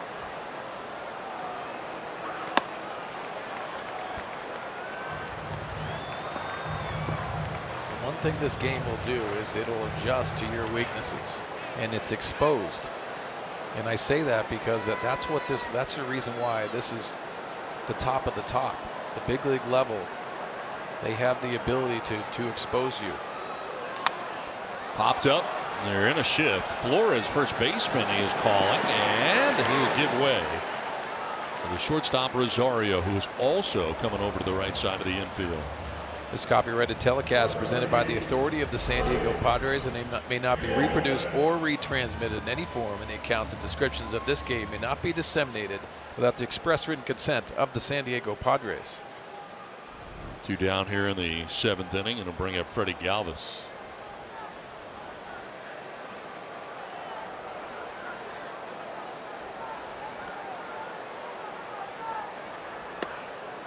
You talk about hitters with 2-strike approaches.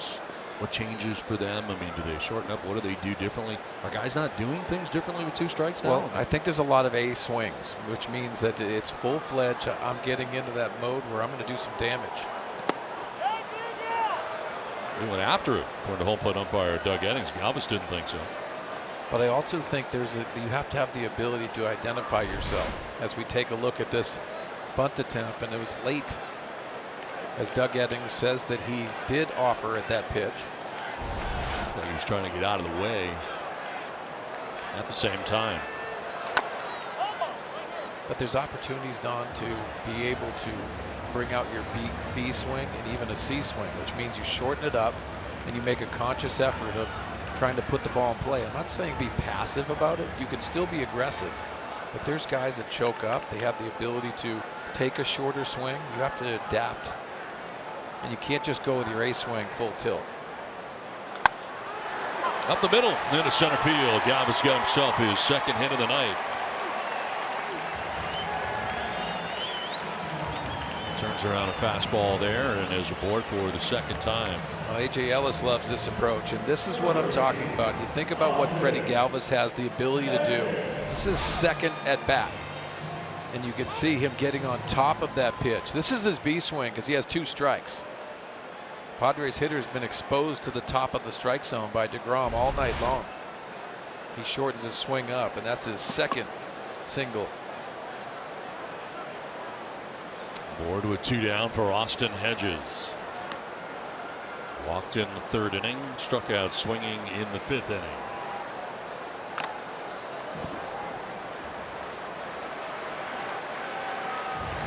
Matt Caesar has come out on deck here for the Padres.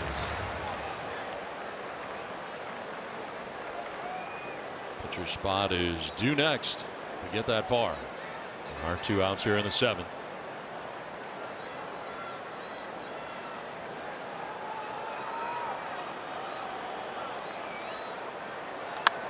Popped up, mile high. Lobaton, the catcher. And now the 3rd baseman, Todd Frazier, makes the catch that ends the 7th inning. 4-0 Mets.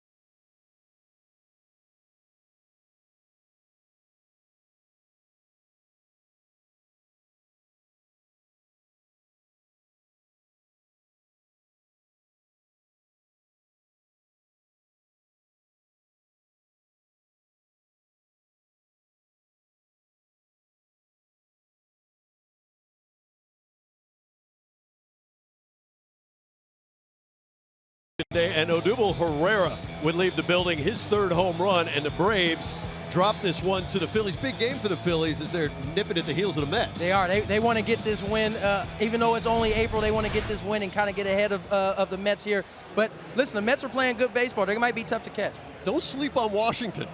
That's what I'm thinking. I forgot in this all about division, those guys, right? Tony and I working on Padres Live, the post-game show brought to you by Cox Communications. When we see you guys after the final out, you're going to hear from Andy Green. We also tonight have a preview of Padres POV with Carlos Asuaje. That's going to follow us on the post-game show immediately. And if we'll break down anything that happens here, take you around the league if necessary, show you some pretty good highlights. Back up now to Don Orsillo and Mark Sweeney. Gents. All right, Mike and Tony, thanks very much as Kazuhisa Makita into the game here for the Padres. 12th appearance for him, a 4.50 earned run average.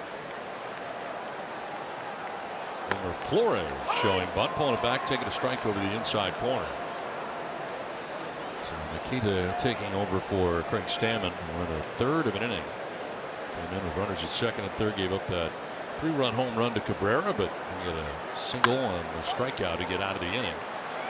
Hosmer leads Makita to the bag for the first out of the eighth. Now time for our Lowe's whole team together.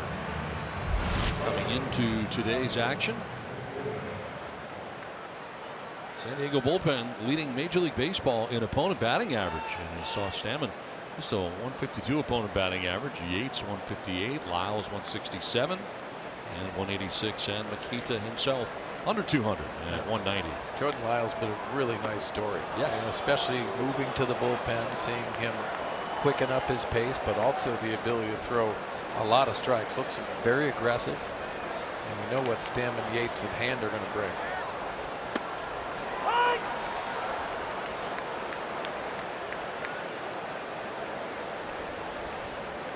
And a very good bullpen this year for the Padres.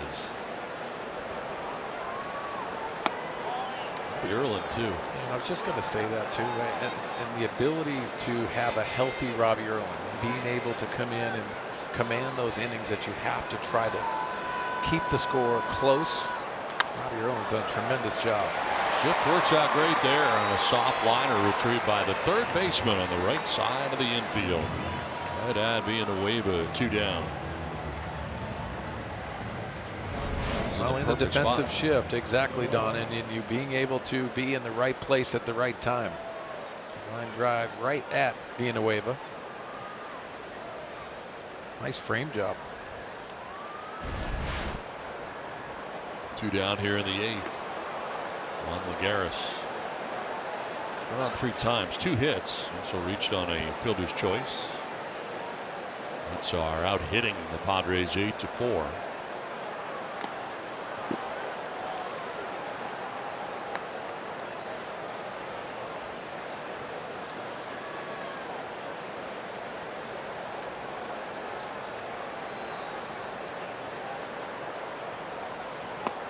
Slow breaking ball, and it's 1-2. This seems unfair. And Makita has got to be a right-handed hitter's nightmare. So the opponent scoreless in 8 of his last 11 outings. Almost hit him, and it did hit him. So hit batsman here with 2 down. Lagares headed down to first base.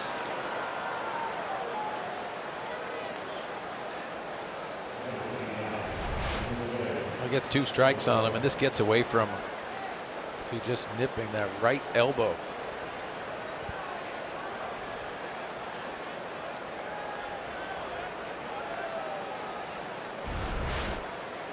So 2 down, runner at first, and Jose Lobaton coming up. 1-for-3. Single his last time up. Now you made it the point too, Don, that Lobaton at bat last time with 2 strikes and hitting that ball past Carlos Asuaje. Remember that in the shift and playing up the middle. That was a tailor-made double play ball. Now, if he is where he is right now, he could turn that into a double play. And then Cabrera comes up and it's the big home run against Craig Stammen.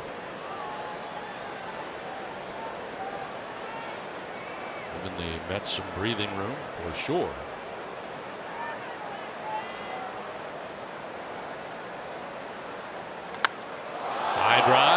field. Myers going back, and that is off the bottom of the wall. From first base, Lagares was going to score without a problem. It's an RBI double off the wall and right for Lobaton, and it's a 5-0 Mets lead. Well, this coming with 2 down here in the inning in the 8th. As the Mets add on. Lobaton comes into this game hitting .095. Last 2 plate appearances, a single and a double off the base of the wall. There's a bobble there, ended up behind him, but still a double and an RBI. Didn't really affect much. Lobaton pulled it up at second base by that point. Harris was going to score anyway, and here's DeGrom, who is hanging around this game. He's thrown 98 pitches through the first 7 and hits for himself here in the 8th. Think about what these Mets have, and obviously Mickey Callaway with his first year as a manager, having Noah Syndergaard and also Jacob DeGrom at the top of their rotation. I think a lot of people in baseball aren't surprised the way the Mets have started. There's Noah Syndergaard, pitched yesterday in St. Louis. This is a team, if those 2 guys can stay healthy and the rest of the rotation can pitch to their quality, this is a team that you don't want to play against. Pretty good 1-2 punch.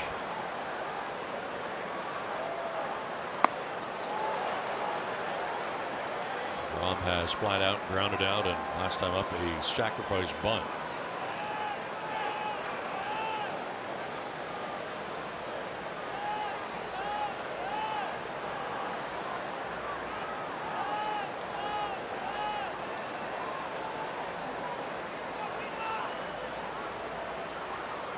Swing and a miss, and Makita strikes out DeGrom to end the inning. But the Mets tack on another run, take a 5-0 lead.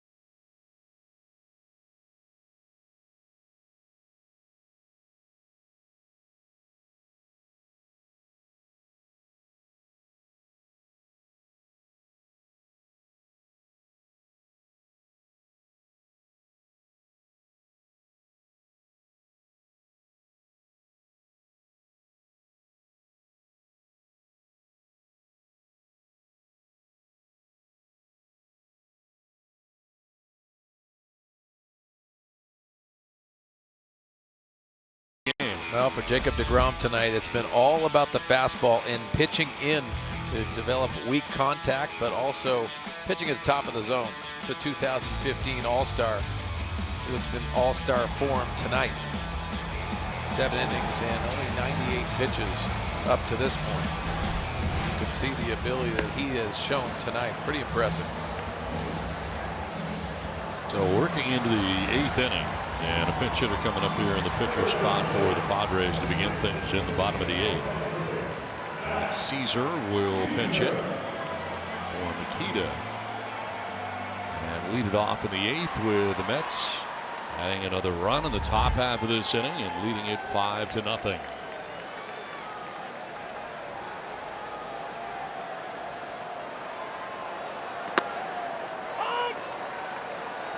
Most of Caesar's appearances are just like this, coming off the bench and pinch hitting. Action in the Padres pen as Jordan Lyles now up in the pen. Caesar may have gone. They check. Yeah, he did, says first base umpire Marty Foster.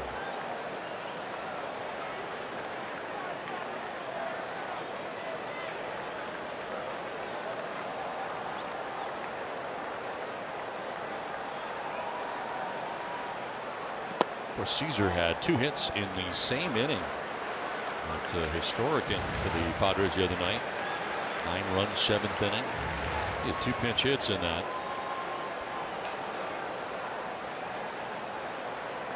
This one fouled off to the right. Actually became the 5th Padre in franchise history to enter the game as a pinch hitter and record 2 hits in a single inning. Last to do it was Alexi Amarista in August of 2015. Little ninja. Yeah.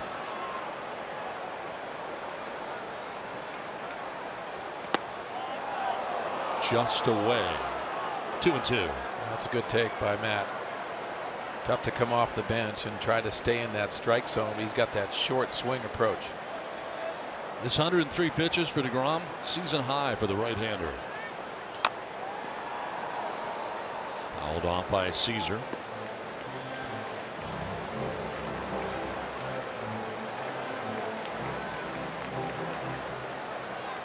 Myers, top of the order, waiting on deck.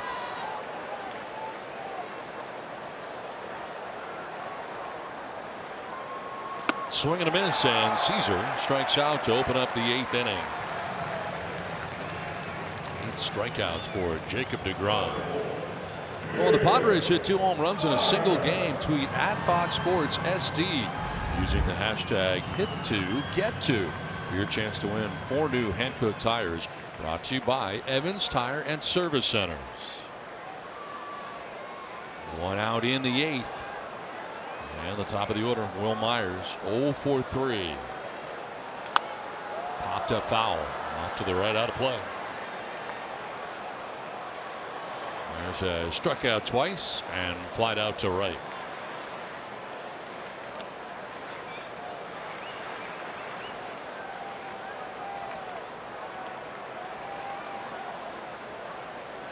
Will playing at first base in the finale of the series against the Rockies in Denver.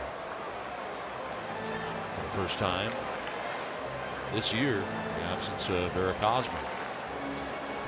So Chase Headley get a start there as well in the absence of Hosmer, who's back tonight. And in April, if you're on that bench and you're looking for at bats, guys take days off or they're not able to play. You got to step up and do your part.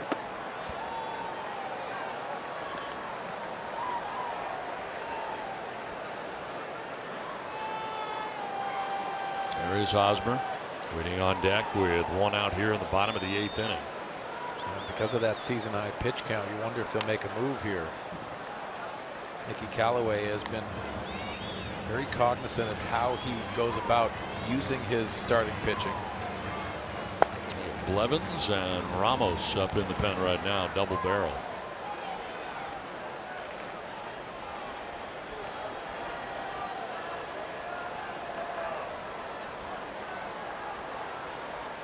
Myers lines this into left field. Aboard for the first time tonight with 1 down in the 8th inning. And here comes Mickey Callaway. As you anticipated, Mark, here he comes to make the change. 110 pitches for DeGrom, a season high.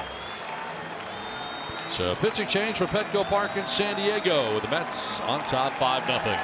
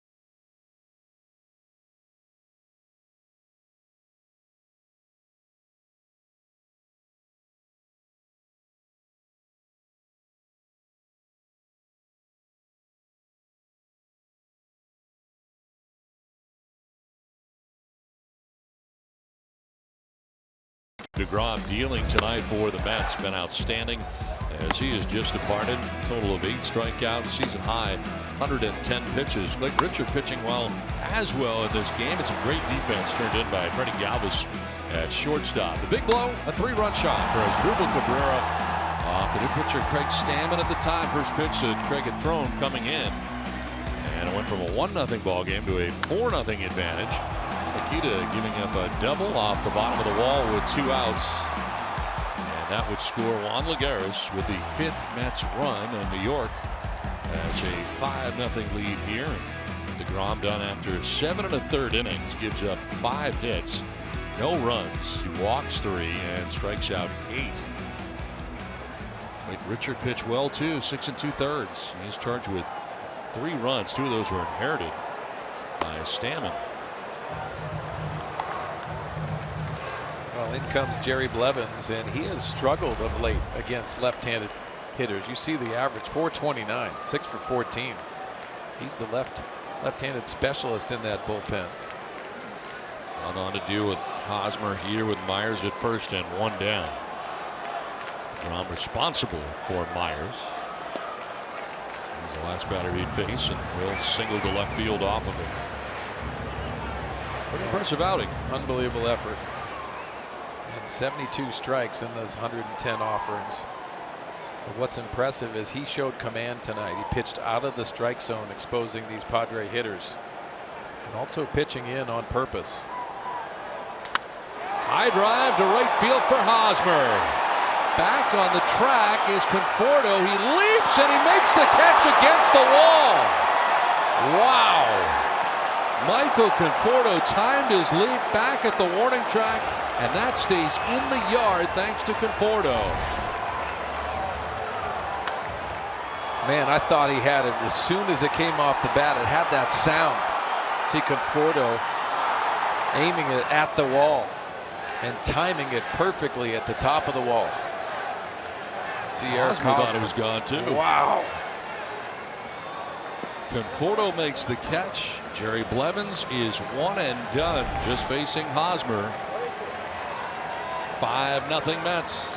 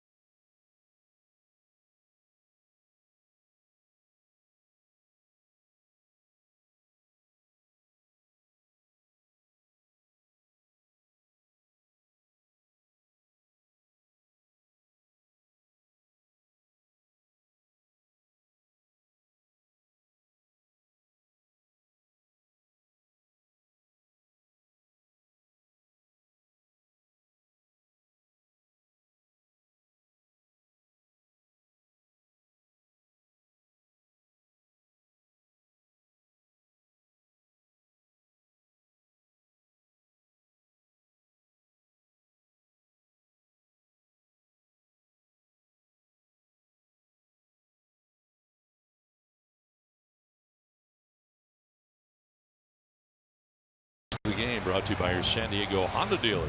Well, needed 6+ from Clayton Richard. I thought he was excellent tonight. Got in a good rhythm after that first inning run and pitched very well. And scoring first, you see the Mets scored the first run in that first inning. That was the difference up to this point. Now 2 down in the inning with Myers at first base. Christian being away with the batter and facing A.J. Ramos into the game here. Villanueva, the swing and a miss at a 90-mile-an-hour fastball. Talked about the Padres scoring first because they're 7-1 when they do so. The Mets are 8-3 coming into this game.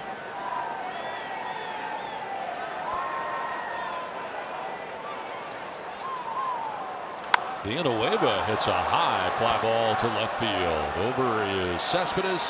Wait for it to come down. It does into his glove for out number 3. We head to the 9th with the Mets on top 5-0.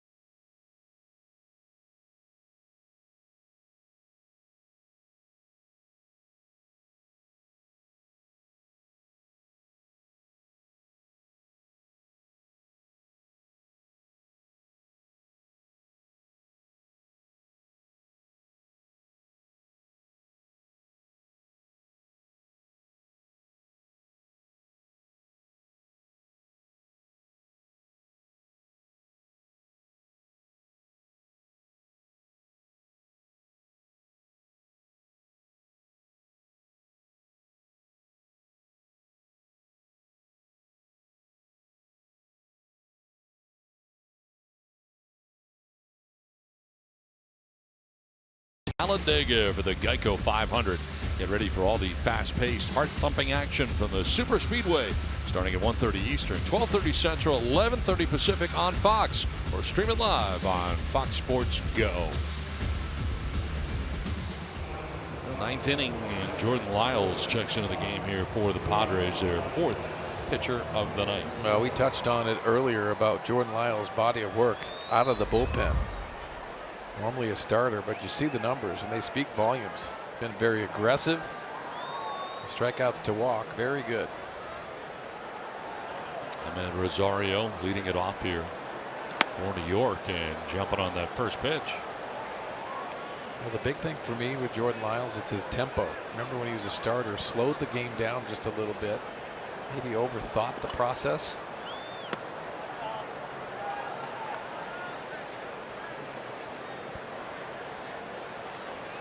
Takes over for Makita, who went an inning giving up a hit and a run. Also had a strikeout. As Lyles jumps ahead here, 1-2. Almost looks like Jordan can throw anything at any point, and that's the good sign. At times, as a starter, it looked like he was trying to look for that out pitch. Swing and a miss, and there's an out pitch. Strikes out Rosario. First out of the night. Now all of them are. Has command, but also has the velocity and the secondary stuff to go along with it. Really good breaking ball and perfect placement. One out in the 9th inning for Asdrubal Cabrera. His big 3-run home run in the 7th inning. Big factor in this game. The Mets on top 5-0.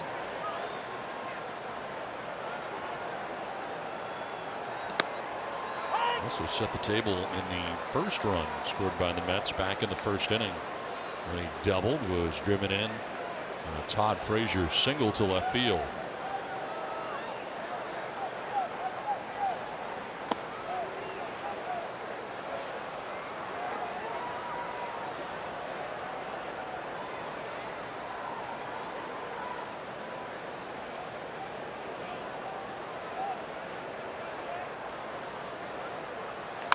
Rolls it over foul outside of first base. And a home run back in the 7th inning. A 3-run shot. First pitch that Stammen would throw after taking over for Clayton Richard. For Cabrera, his 5th home run of the year. 3 RBIs gives him 15.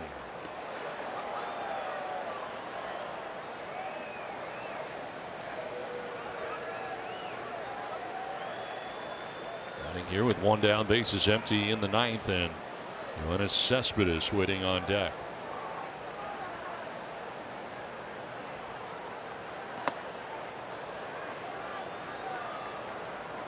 So Richard giving up 3 runs in 6 2/3. Stammen giving up a run and a third to inherited runners to score. Akita charged with a run in his inning of work. Also had a strikeout. Now Jordan Lyles. Grounder foul.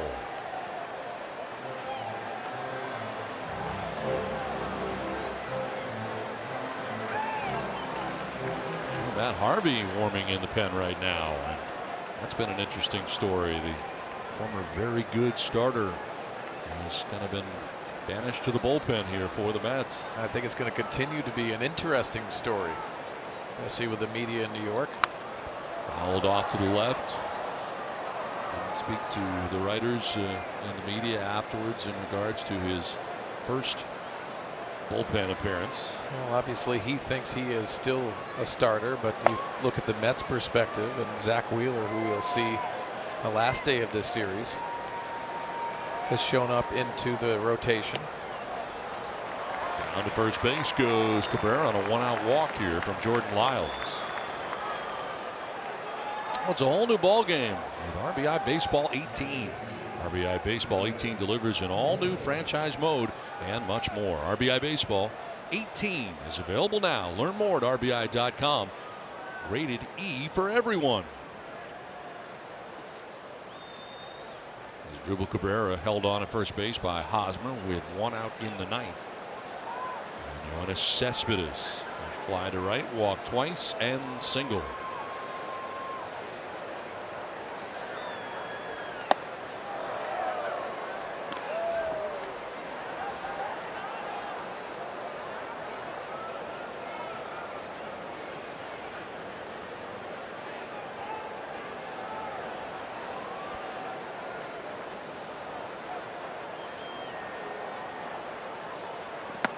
Picks up the corner.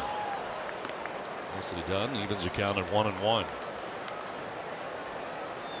29,977 on hand tonight. 29,977. Nearly 30,000 for game 1 of the series. To right field, sending Myers back and over to make the catch shy of the track for the second out of the inning.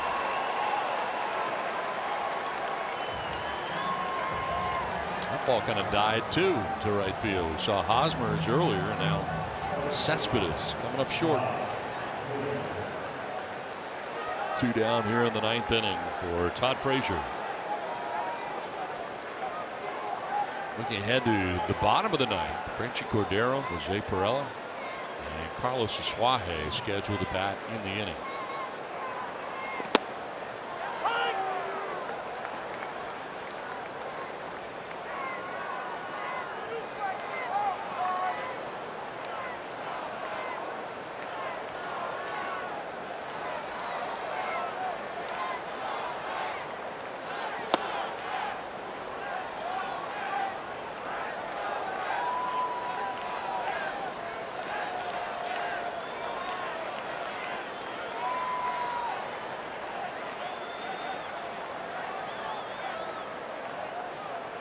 On the ground, left side, and Villanueva thought about second, but fires to first for the out that ends the inning. To the bottom of the 9th we go. 5-0 Mets.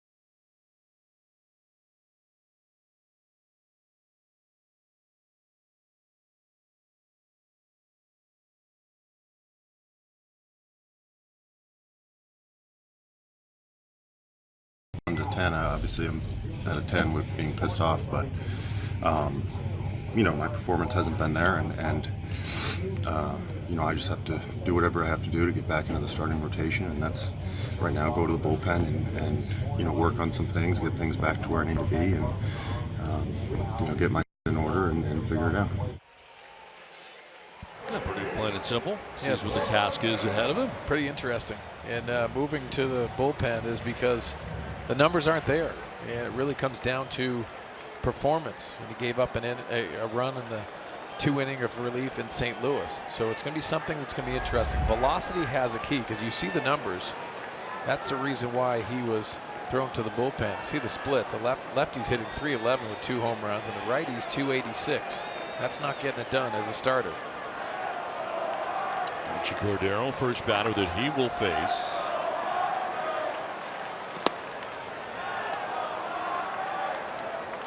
And Harvey is going to be pretty difficult after being a starter his whole career. All of a sudden now working out of the bullpen and having to change his routine, I would imagine, quite a bit. He was a dominating starter, top of the rotation.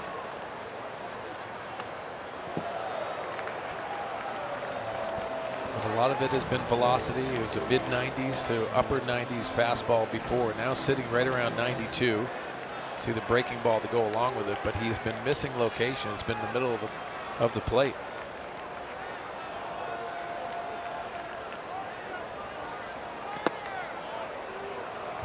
The bullpen on April the 21st. One previous professional relief outing was September of last year against Washington. 15 runs in his last 18 innings of work. That one fouled off the catcher Lobaton for strike 2. So many times, Don, you hear about Mickey Callaway and why he got the job. This is exactly what you're talking about, the communication that he's going to have moving forward with Matt Harvey. Maybe bringing him into the office and laying out a plan of attack of what they're trying to do. Because if he's in the bullpen for a long period of time, he's going to lose that stamina that you have built up going in as a starting pitcher. Driven to center field. Lagares going back at the wall, and that ball is gone. Home run for Franchi Cordero to straightaway center field off Matt Harvey. And the struggles for Harvey continue. Padres on the board here in the ninth.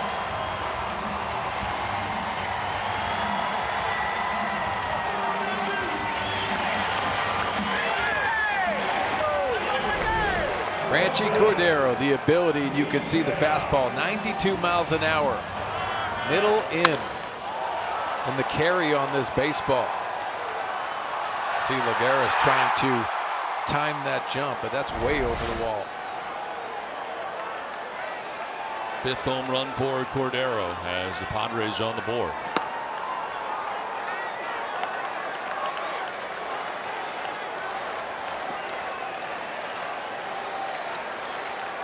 Johnny Washington, the assistant hitting coach, talking with Cordero.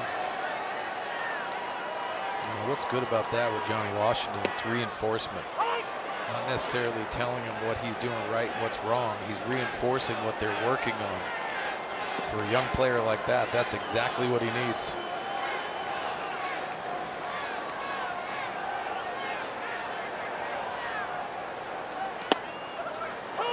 Strike 2 to Perella, who tonight has grounded out twice and walked.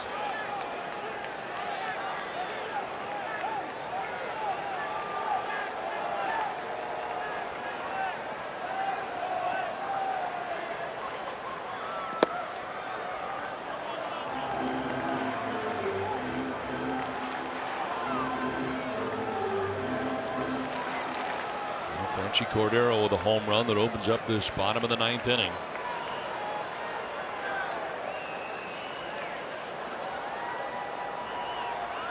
No, if you're Mickey Callaway, not a bad spot here to try to get Harvey some work. I mean, you got a 5-0 advantage. He's got 3 outs and going to him here, seeing if he can figure some things out.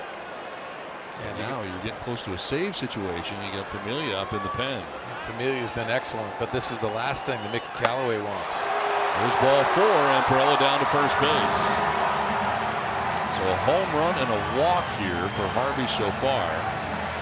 And here comes his pitching coach, Dave Island, to make a visit, giving Familia more time. Well, you wonder what's going through the brain of Matt Harvey because of what's gone on and being demoted to the bullpen. You make a pitch to Franchi Cordero and he deposits over the center field wall. But where is he mentally is the problem moving forward for the Mets.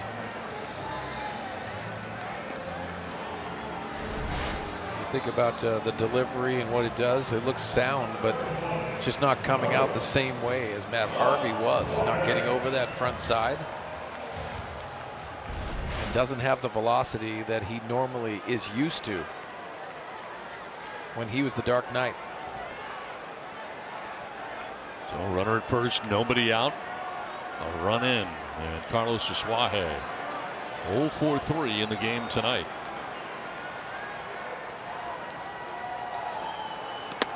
There is strike one. All right, 91 there from Harvey. I think the Mets were thinking that if a move to the bullpen maybe be an uptick in the velocity, even 2 or 3 miles an hour difference would be beneficial.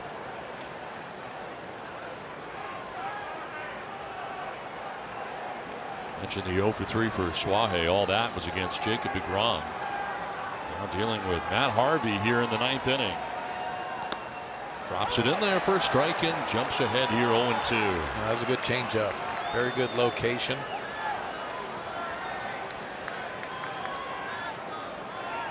There were times when Matt Harvey could literally tell you a fastball was coming. He'd pump it by you.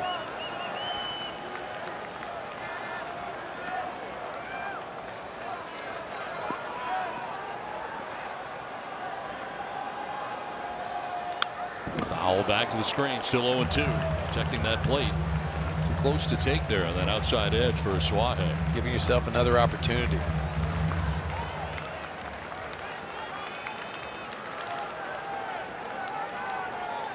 Leadoff home run by Cordero. Walk for Perella. Still nobody out here in the Padres 9th.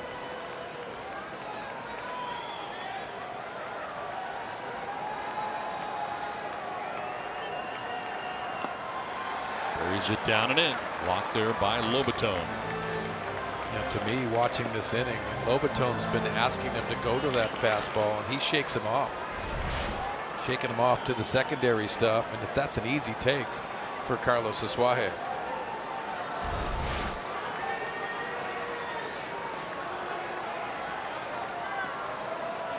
That's infielded double play depth here. Nobody out. Fastball in. Suaje takes it inside. 2-2. Padres trying to get base runners here in the 9th. Trailing now by 4.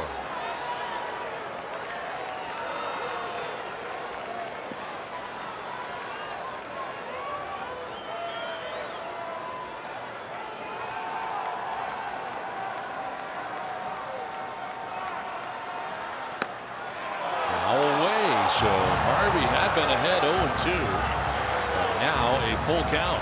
Back-to-back fastballs, 90 miles an hour. If he loses them here, he's going to Familia.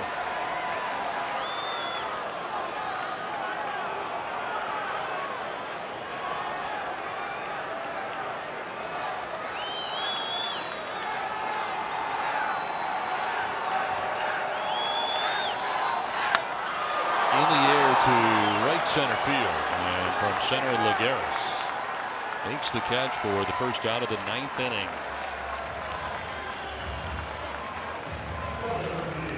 So 1 down, and that'll bring up Freddie Galvis.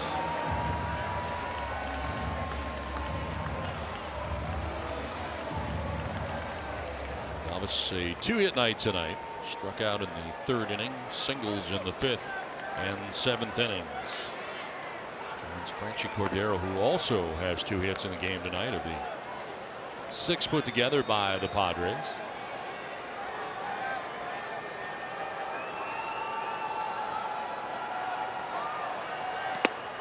In there for strike 1. Freddie Galvis with a 308 career average against Matt Harvey. I imagine quite a few at-bats. 13 at-bats, but he's also seeing him with a reduced velocity. That's a different Matt Harvey.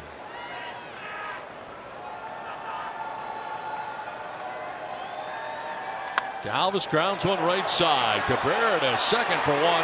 On to first for two. And that is the ball game. The double play ends the inning.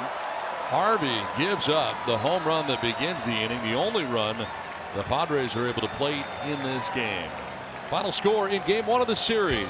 The Mets win it 5-1. Padres Live is next. Mike Pomerantz, what's in store? Well, Donnie, we're going to hear from Andy Green. What went on out there that seemed to go the Mets' way? Clayton Richard, as you said, pointed out that he threw very well. We're going to break down where the flaws seem to have been. Jacob deGrom's night, and we'll get you set with a preview of Padres POV, which follows us immediately on the postgame show.